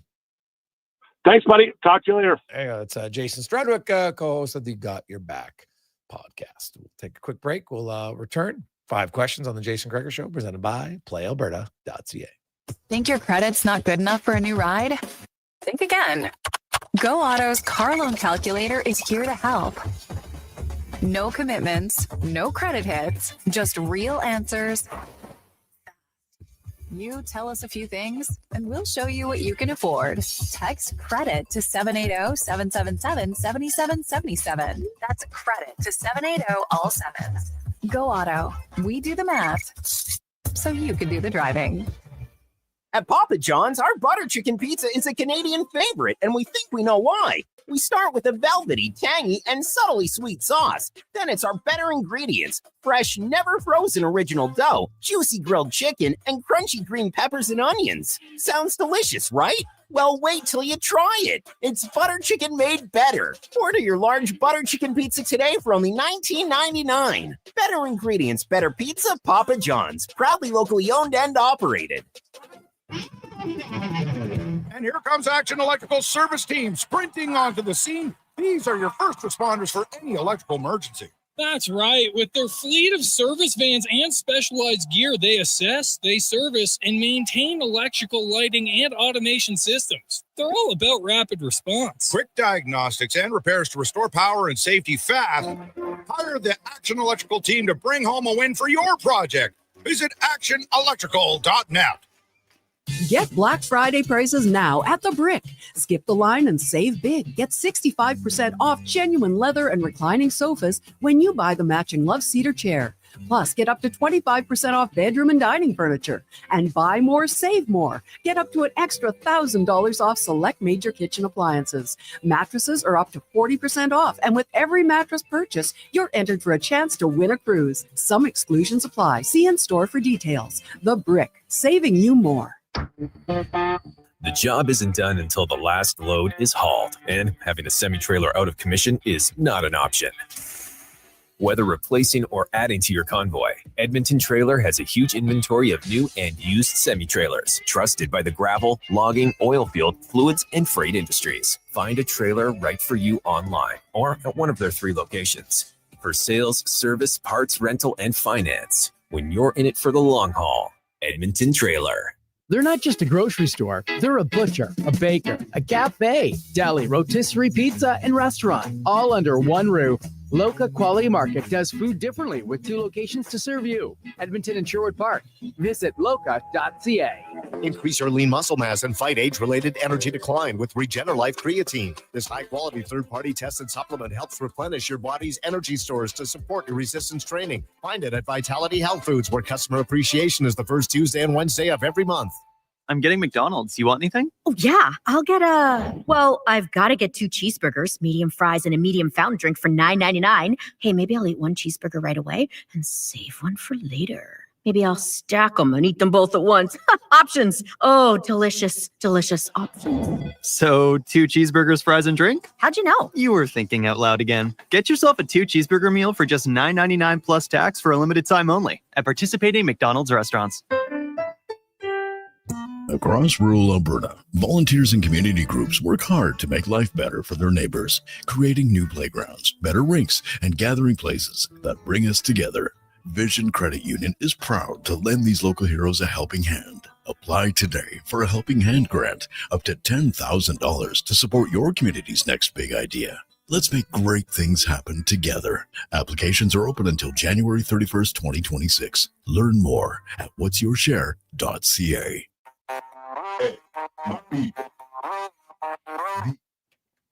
Portions of this hour brought to you by Papa John's. It's Terrific Tuesday. Get 40% off any regular priced pizza when you use the code word 40Tuesday at the start of each pizza order at papajohns.ca or on the Papa John's app. The Jason Gregor Show, the best of Edmonton sports talk and beyond. This is Sports 1440. Presented by PlayAlberta.ca, Alberta's only regulated online gambling website.